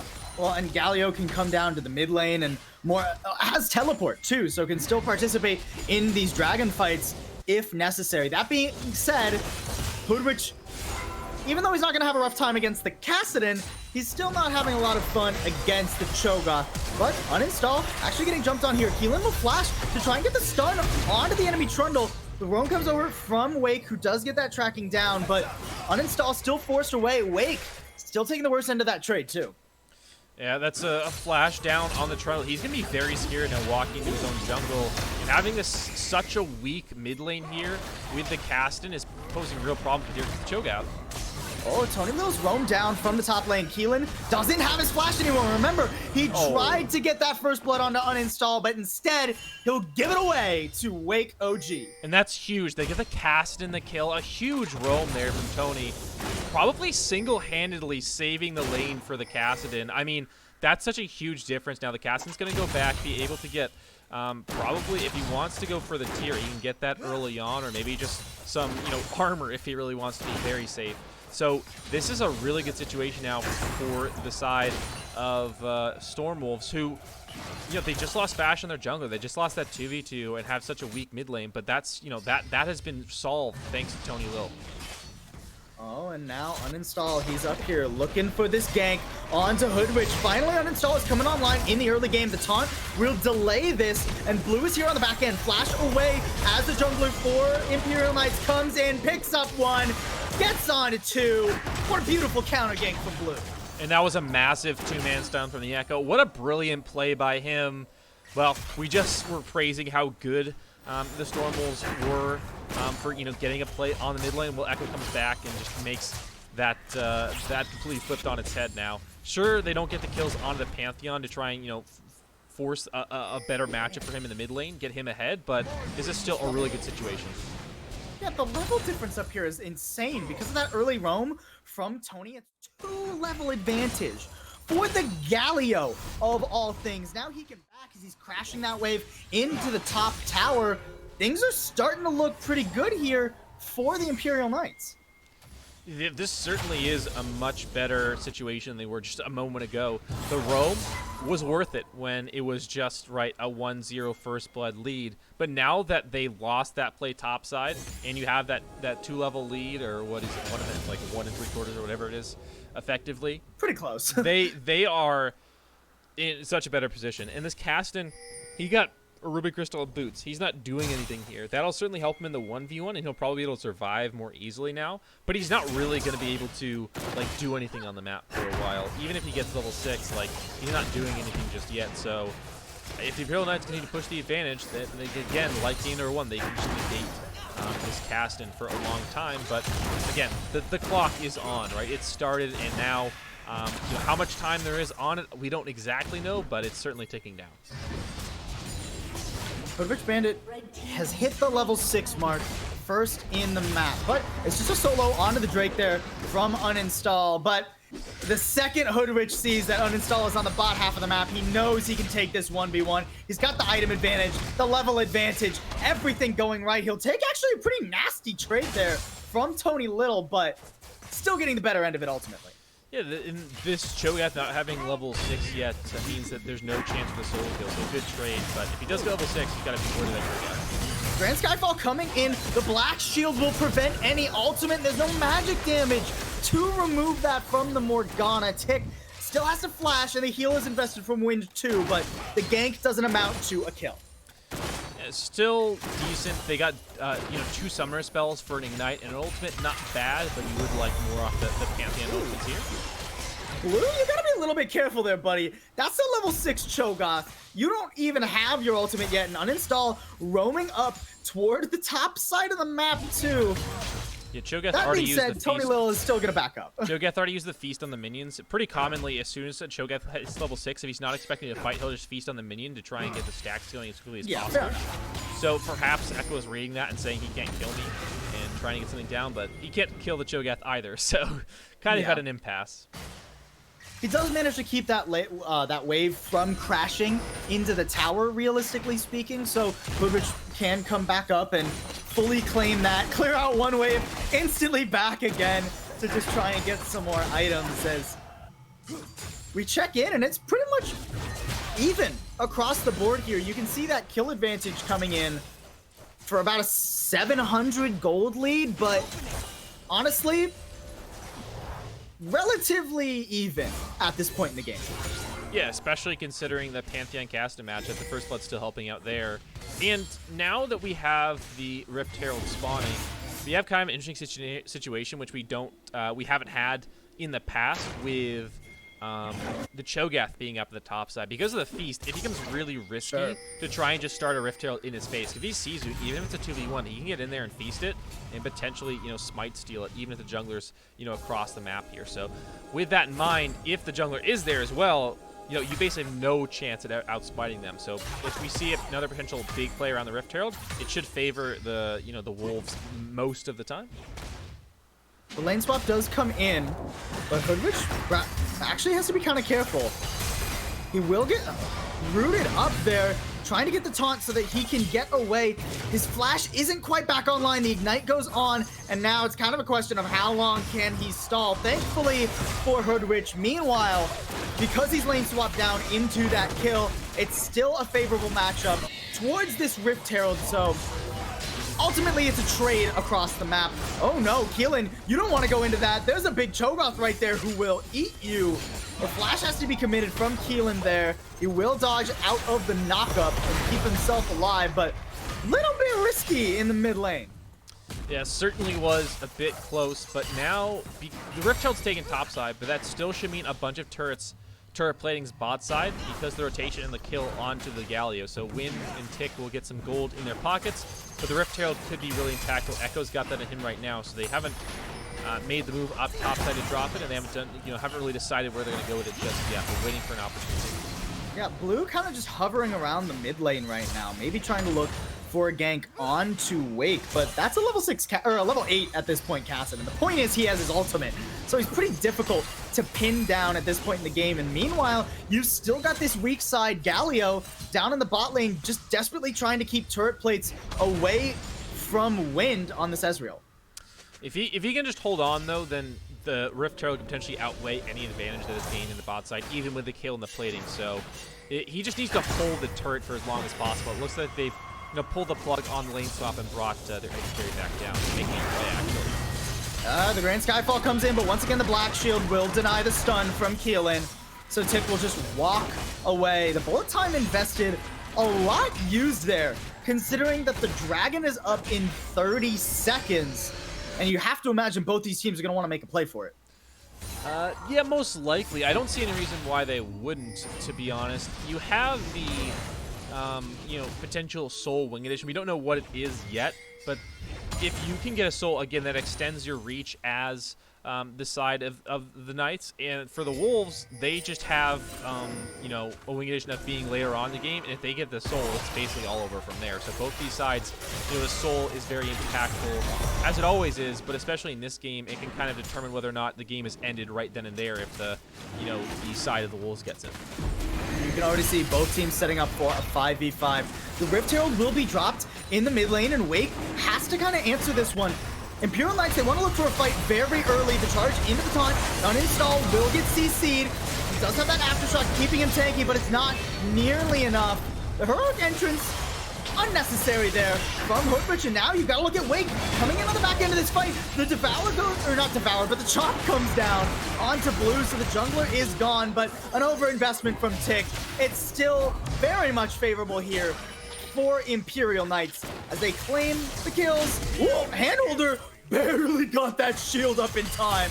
Wind still contesting this. Both carries available for Storm Wolves if they want to try This and make Dragon's another doing play so for much this trade. damage. Yeah, Keelan's very low.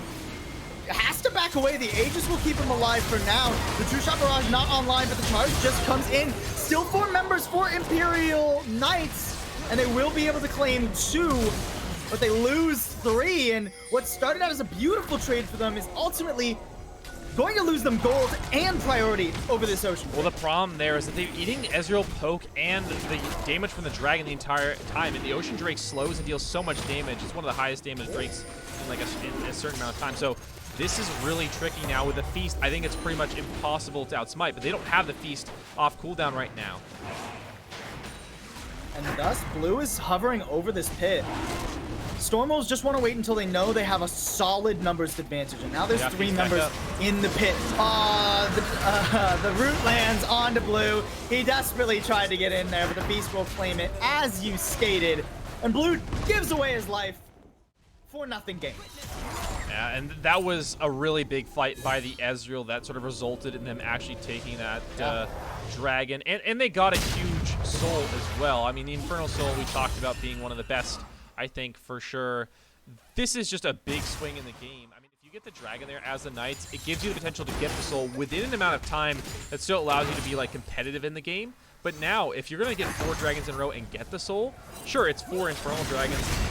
That percentage damage or percentage bonus can add up, but it's going to take you so long to get the soul, right? 5 times 4, 20 minutes. That's going to be 33 minutes if you get one off cooldown literally every single time, which I don't think they'll be able to do. So the soul's going to come in at a really late time, and realistically more like 35 to 40 minutes, and perhaps even longer than that. So the soul, I think, has now sort of has sort of precluded itself from being a wing edition for the Knights.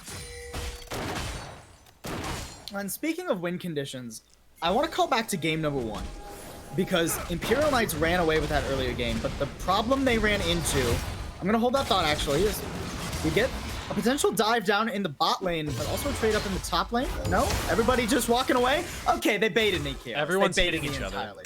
Yeah, but nobody's actually killing each other, so I still feel pretty baited here. We want blood. I'm waiting for. I either want blood or not blood. Pick one. I'm either going for story or play-by-play here, guys. You gotta make up your mind. Well, I mean, the story of this game really is that we saw game number 1, which was the Knights dominated early game, and then came back. Game number 2, which is the story of the Knights steamrolling here. But this game number 3 has been competitive the entire length. Oh, Keelan, I don't know if he's going to feel the same about that. The flash comes back in. Heroic entrance, though, from Hood, which will dissuade any kind of cheeky dive from the Storm Wolves. And now, on the bot side of the map, it is this 3v2, but this wave isn't set up properly to where the Imperial Knights can answer one dive in the mid lane for a dive of their own. This is a weird situation to be in. Caston's level 11. He's not really quite ready yet, but I don't see Imperial Knights. Level lead though. Yeah, and 50 CS. That's what I was trying to talk about 2 minutes ago when the teams were looking at each other. Wake quietly scaling very quickly in the mid lane. I can't imagine this is going to be a kill onto Tony right now. Actually, Keelan, if he's not careful, he might just get feasted on top of. He's still going forward, trying to get this trade going, but eventually they'll both walk away. Yeah, I was gonna say that he's not really ready yet in a normal sense, but everyone else kind of seems fairly far behind. You know, look at 15, 16 minutes in, 90 CS, 85. Everyone's really low in terms of their gold per minute from CS, and the kills haven't really come in so that they're like really accelerated either. So Caston isn't really that far ahead in terms of a general game sense, but in relation to where everyone else is, he's actually really, really strong right now, and you know, he's that much closer to level 16. Tony Low maybe stepping forward a bit too early here. Uninstall is coming over. Tony Low will flash to get away. He's just recalling right now. Uninstall knows that he can't go in and take this rift hit. It reset. They let it reset. So now Tony Little's actually canceling his back. The rotation's starting to come through. Tony Little will get collapsed upon though and killed before the rest of the Storm Wolves can come to his aid. And thus, same result, but with one more kill than expected. Imperial Knights will pick up the Rift Herald. And this Rift Herald can be big here. Uninstall getting a little cheeky with a brush, but he may actually pay for this. Yeah, this is a 3v1 collapse, and he's gonna get stunned up, knocked up, taken down easily. The individual positioning and rotations from Storm Wolves starting to look a bit questionable. Yeah, I don't know why he was going for that. It was very clear there were a lot of people there. And Wake was just kind of looking at him like, what are you doing? like why are you there? I appreciate the kill, but yeah. I don't understand what you're doing here, man. Yeah, it was like very confusing on the positioning there, but it's really not the end of the world. Again, the Trundle and Cho'Gath, like in game 1, you know, the top and jungle dude, it's like, it doesn't really matter if they die here and there. Their goal is to try and stay as close as possible to the enemy in terms of golden experience, and then be good in the late game team fight. That's their goal, and they're doing that for the most part right now. Uh-oh, Tick's not going to be able to do that so easily. The bullet time will wear away a lot of his health, but with the flash and the black shield, the Morgana will be able to survive. Handholder maybe looking for the collapse there on an uninstall, but instead, with the Rift Herald dropped into the mid lane, Imperial Knights just going to accept the priority they have over this Drake, but we've actually got a teleport coming in. Drake down at 2,000 gold as Storm Wolves walk forward to contest. The red will go over to Imperial Knights, but they're looking pretty low. Already 2 gone. Wake will go down though, and that's the main carry eliminated here for the Storm Wolves, and now they're on the back foot. Keelan and Blue gotta make up the deficit. They're in a 3v2, and Wind is uncontested. The double kill for Blue, but he'll get shut down as the ace comes in favor of Storm Wolves. Well, that's a huge team fight win. The Caston doesn't pop off there, but certainly Win does on the Ezreal, and Tick, I'm going to steal a little kill at the end there. This is big because I think they'll be able to get the turret in the mid lane off the back of this as well. Sure, you lose the dragon, but again, I don't think the Soul is really a feasible wing addition anymore for the side of the Imperial Knights. They just really can't go that long in this game, so a huge team fight win for the Storm Wolves. And they will claim that mid lane inhibitor. Oh, or not, well, not yet. Inhibitor? Hold no, on. Wrong one. Hold your horses. That's as far as you can get from an inhibitor, actually. That's just the tier 1 tower. I'm jumping a little bit ahead here. Yeah, I mean, they're doing well. They're not doing that well, is what I'd say to that. They got a 3K gold lead.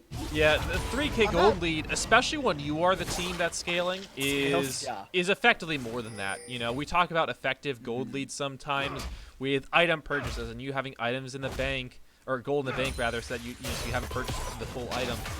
And the same thing with like, well, effective orange items come through. This time around, it's like, well, my champion is just kind of better at 6 items, so if we're both like closer to that point, well, I'm better. And since I'm up gold and I'm close to that point, that gap is even bigger than it would appear to be just from a numerical standpoint. So this is really concerning that you're down 3K gold pre-20 minutes as a team that generally wants to be pushing the pace, because you're decent in the mid game, but the late game really is all in favor of Storm Wolves.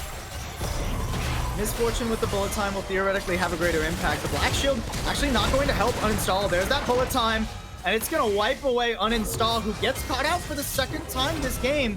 Keeler has to try and not get caught out himself. He will be able to flash away from Wake, but that side lane is not going well for the Pantheon anymore.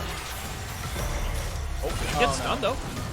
Yeah, he gets stunned. The Black Shield will come forward, and Blue has to walk away. The chains won't root him up, and actually the recall back into the fight. He's on a tower though. There's the root coming down. The jump from Handholder will not keep Blue alive. There it is.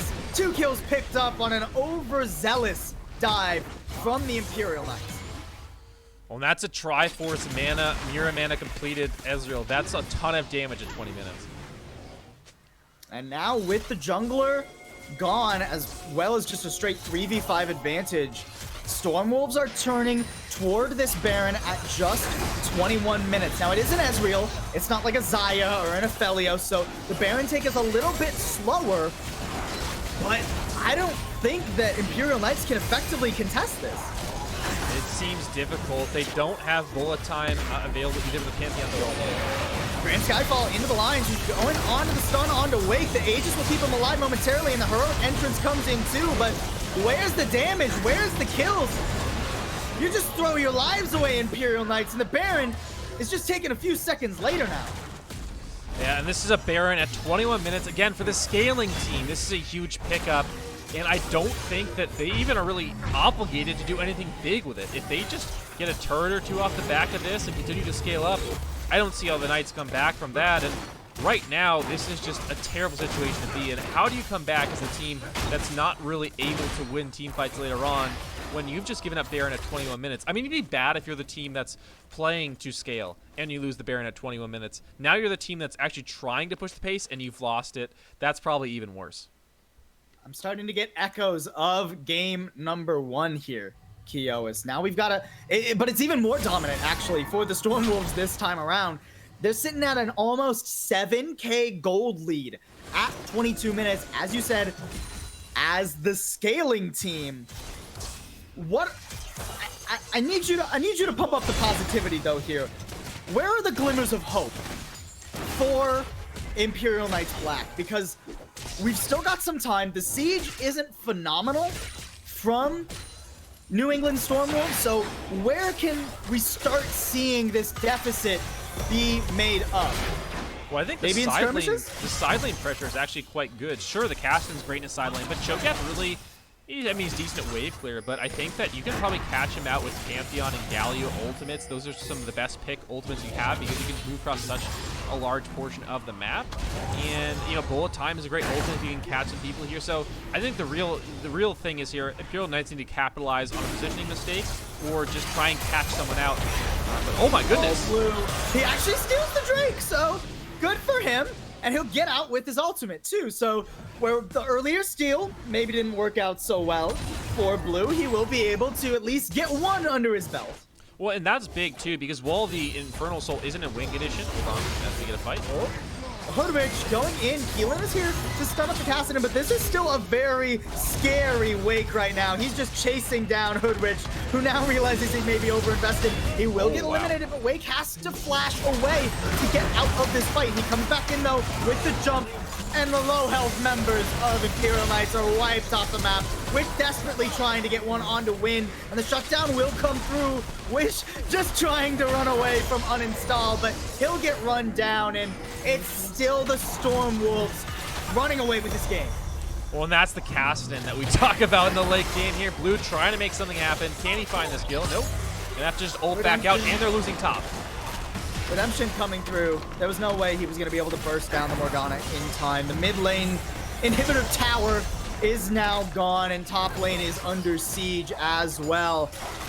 It's starting to look like curtains as we've hit a 10K gold lead, and there's not much that can be done. That being said, Tony Little on a less than ideal rotation will just receive all of the crowd control from the Imperial Knights, and he'll get shut down, so the game gonna go on for at least a few more minutes here. And the Knights have the tools to punish mispositioning there. Tony, I don't know like where he was going. He just kind of seemed to like walk through the entire enemy team. I think maybe he just kind of got a little bit lost there. Someone should provide him a map, but they have the tools to catch people out. I mean, look at Wake here. All his mobility, and he's got to be careful they don't turn this back around on him. Although Wake Doesn't have to be that careful. He's got a 6-level lead on the support and 3 levels on Hoodrich. He takes the 2v1 and walks away without losing even a third of his health bar. Now Keelan's there and so is Blue, but Uninstall is coming forward. The pillar will stop Blue from getting away without having to use his ultimate. It's a 3v2 in theory, but you gotta give the edge to the level 16 Kassadin walking into this lane. And meanwhile, over in mid, the inhibitor is taken. The top inhibitor soon to follow, despite this roam coming from Keelan. And it's really feeling like Imperial Wolves? Imperial Knights are starting to lose any glimmer of hope. I mean, that's what I get for trying to be like a positive person and like look at the bright side of life. Blue still trying to be positive, ambitious as it were. He'll get taken out by Uninstall, but his sacrifice will not be in vain. Wake will be taken out and Uninstall getting collapsed on too. Tony Lil here is here on the roam, but what can one Cho'Gath accomplish? Not a whole lot, but he is buying time. And meanwhile, back in the base, Wind is just looking to end the game right now. He'll at least be able to get some push down here, and the Redemption will stop some of the backs, but he won't be able to get onto the Nexus towers. Imperial Knights fighting tooth and nail despite the massive deficit they sit in. Okay, what I said was still relevant. Like, they have the tools to catch him, and Wake got a little bit too confident there for sure. I don't know if diving between 2 towers was the right call, but yeah, I mean, he's incredibly scary and will probably just murder the entire team. But if they do catch him overstepping, I mean, he goes down. He doesn't have Zonias. He's got a Seraph shield, but like if he gets caught with hard CC and it's just chained, like he's got no cleanse. Like he doesn't, there's no way to get away. So if they just chain the CC, I mean, they can kill his Kassadin. He real strong, but I think they really rely on this Kassadin to take over the game in the way he has in the last couple minutes. Unfortunately for the Imperial Knights, there weren't any objectives on the map while those misplays were coming out from Stormwolves. So now, as the Dragon spawns, as the Baron's coming back up, if Stormwolves just rein it in a little bit, get some of that macro play back online, stop getting caught out in these side lanes, it's still looking pretty good for them to finish off this game.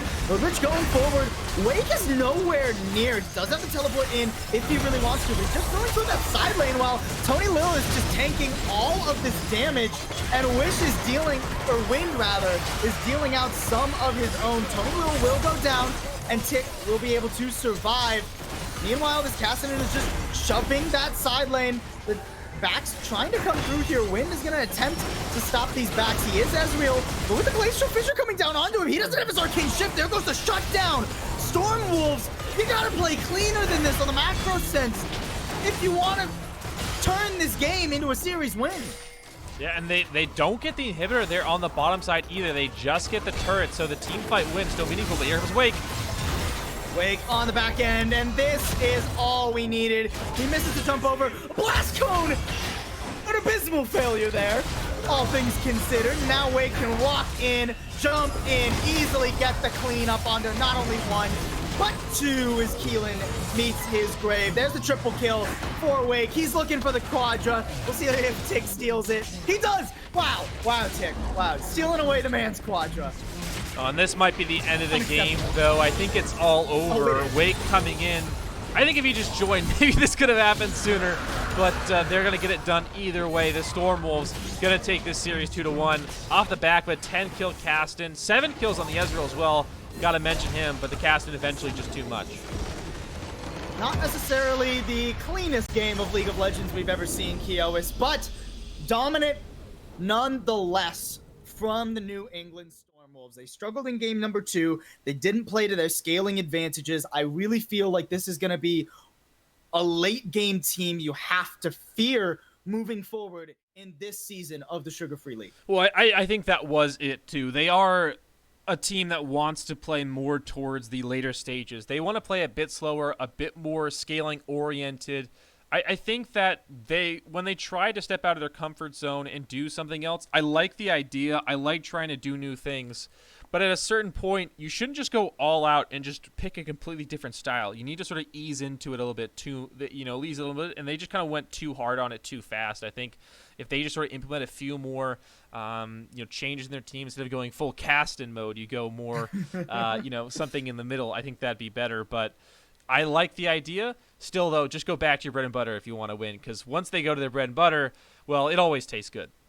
Yeah, I don't know. I liked full Cassidon mode, and I think Wake did too. 26,000 damage in this game. And honestly, if we're looking at the two games where Storm Wolves were at their strongest, right? Games 1 and Game 3. I really think that Wake is the pillar on this team. They're consistent rock who doesn't have a great, or not even a bad laning phase. He's just a little bit quiet in the early game. He starts to come online in the mid game. He farms up and he just builds massive gold leads out of seemingly nowhere and snowballs these late game fights. Yeah, that was really the story. I mean, he's emblematic of the team he's on, right? His strengths are his team strengths, and when they coincide like that, you can have a really devastating force. The Caston, I think, is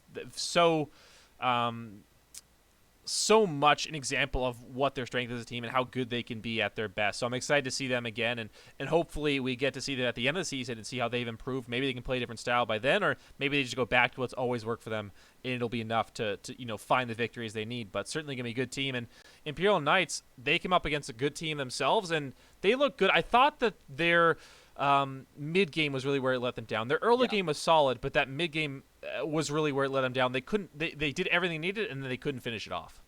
And I'd like to maybe see Imperial Knights going forward in this split, maybe lean a bit more into that early game, because those skirmishes, those ganks, were pretty much always solid, right? There was a rare time, if maybe any, throughout this series where a gank or an aggressive early game play didn't favor Imperial Knights, right? And I'd like to see them maybe lean into more of a snowball kind of composition, rather than right now it feels like they get like an early-ish game jungler and then try to convert that into a gold lead, considering that they struggle to hang on to those leads in the mid game. Yeah, I think that really the Imperial Knights are just like they were in game number 1, just a couple changes away from being a really good team, being able to close out those tight games. I think that's really the story for them. And I mean, it's a good position to be in, right? First game, first series. Yeah. Oh, we were close. Really good team he played. We just needed a few more things. I mean, they lost 2-1, right? And they did everything they needed to do in another game. So it's really just fixing a few mistakes, and they'll be a contender for sure. Both of these teams looking pretty solid in their debut here in the Sugar Free League. That'll be it for week number 1 in general here, but there's still plenty more action. So if you liked what you saw here today, make sure you follow this Twitch channel right here. Get some more good Upstart League action in your life, and we'll be back next week with week number 2 of the Sugar Free League.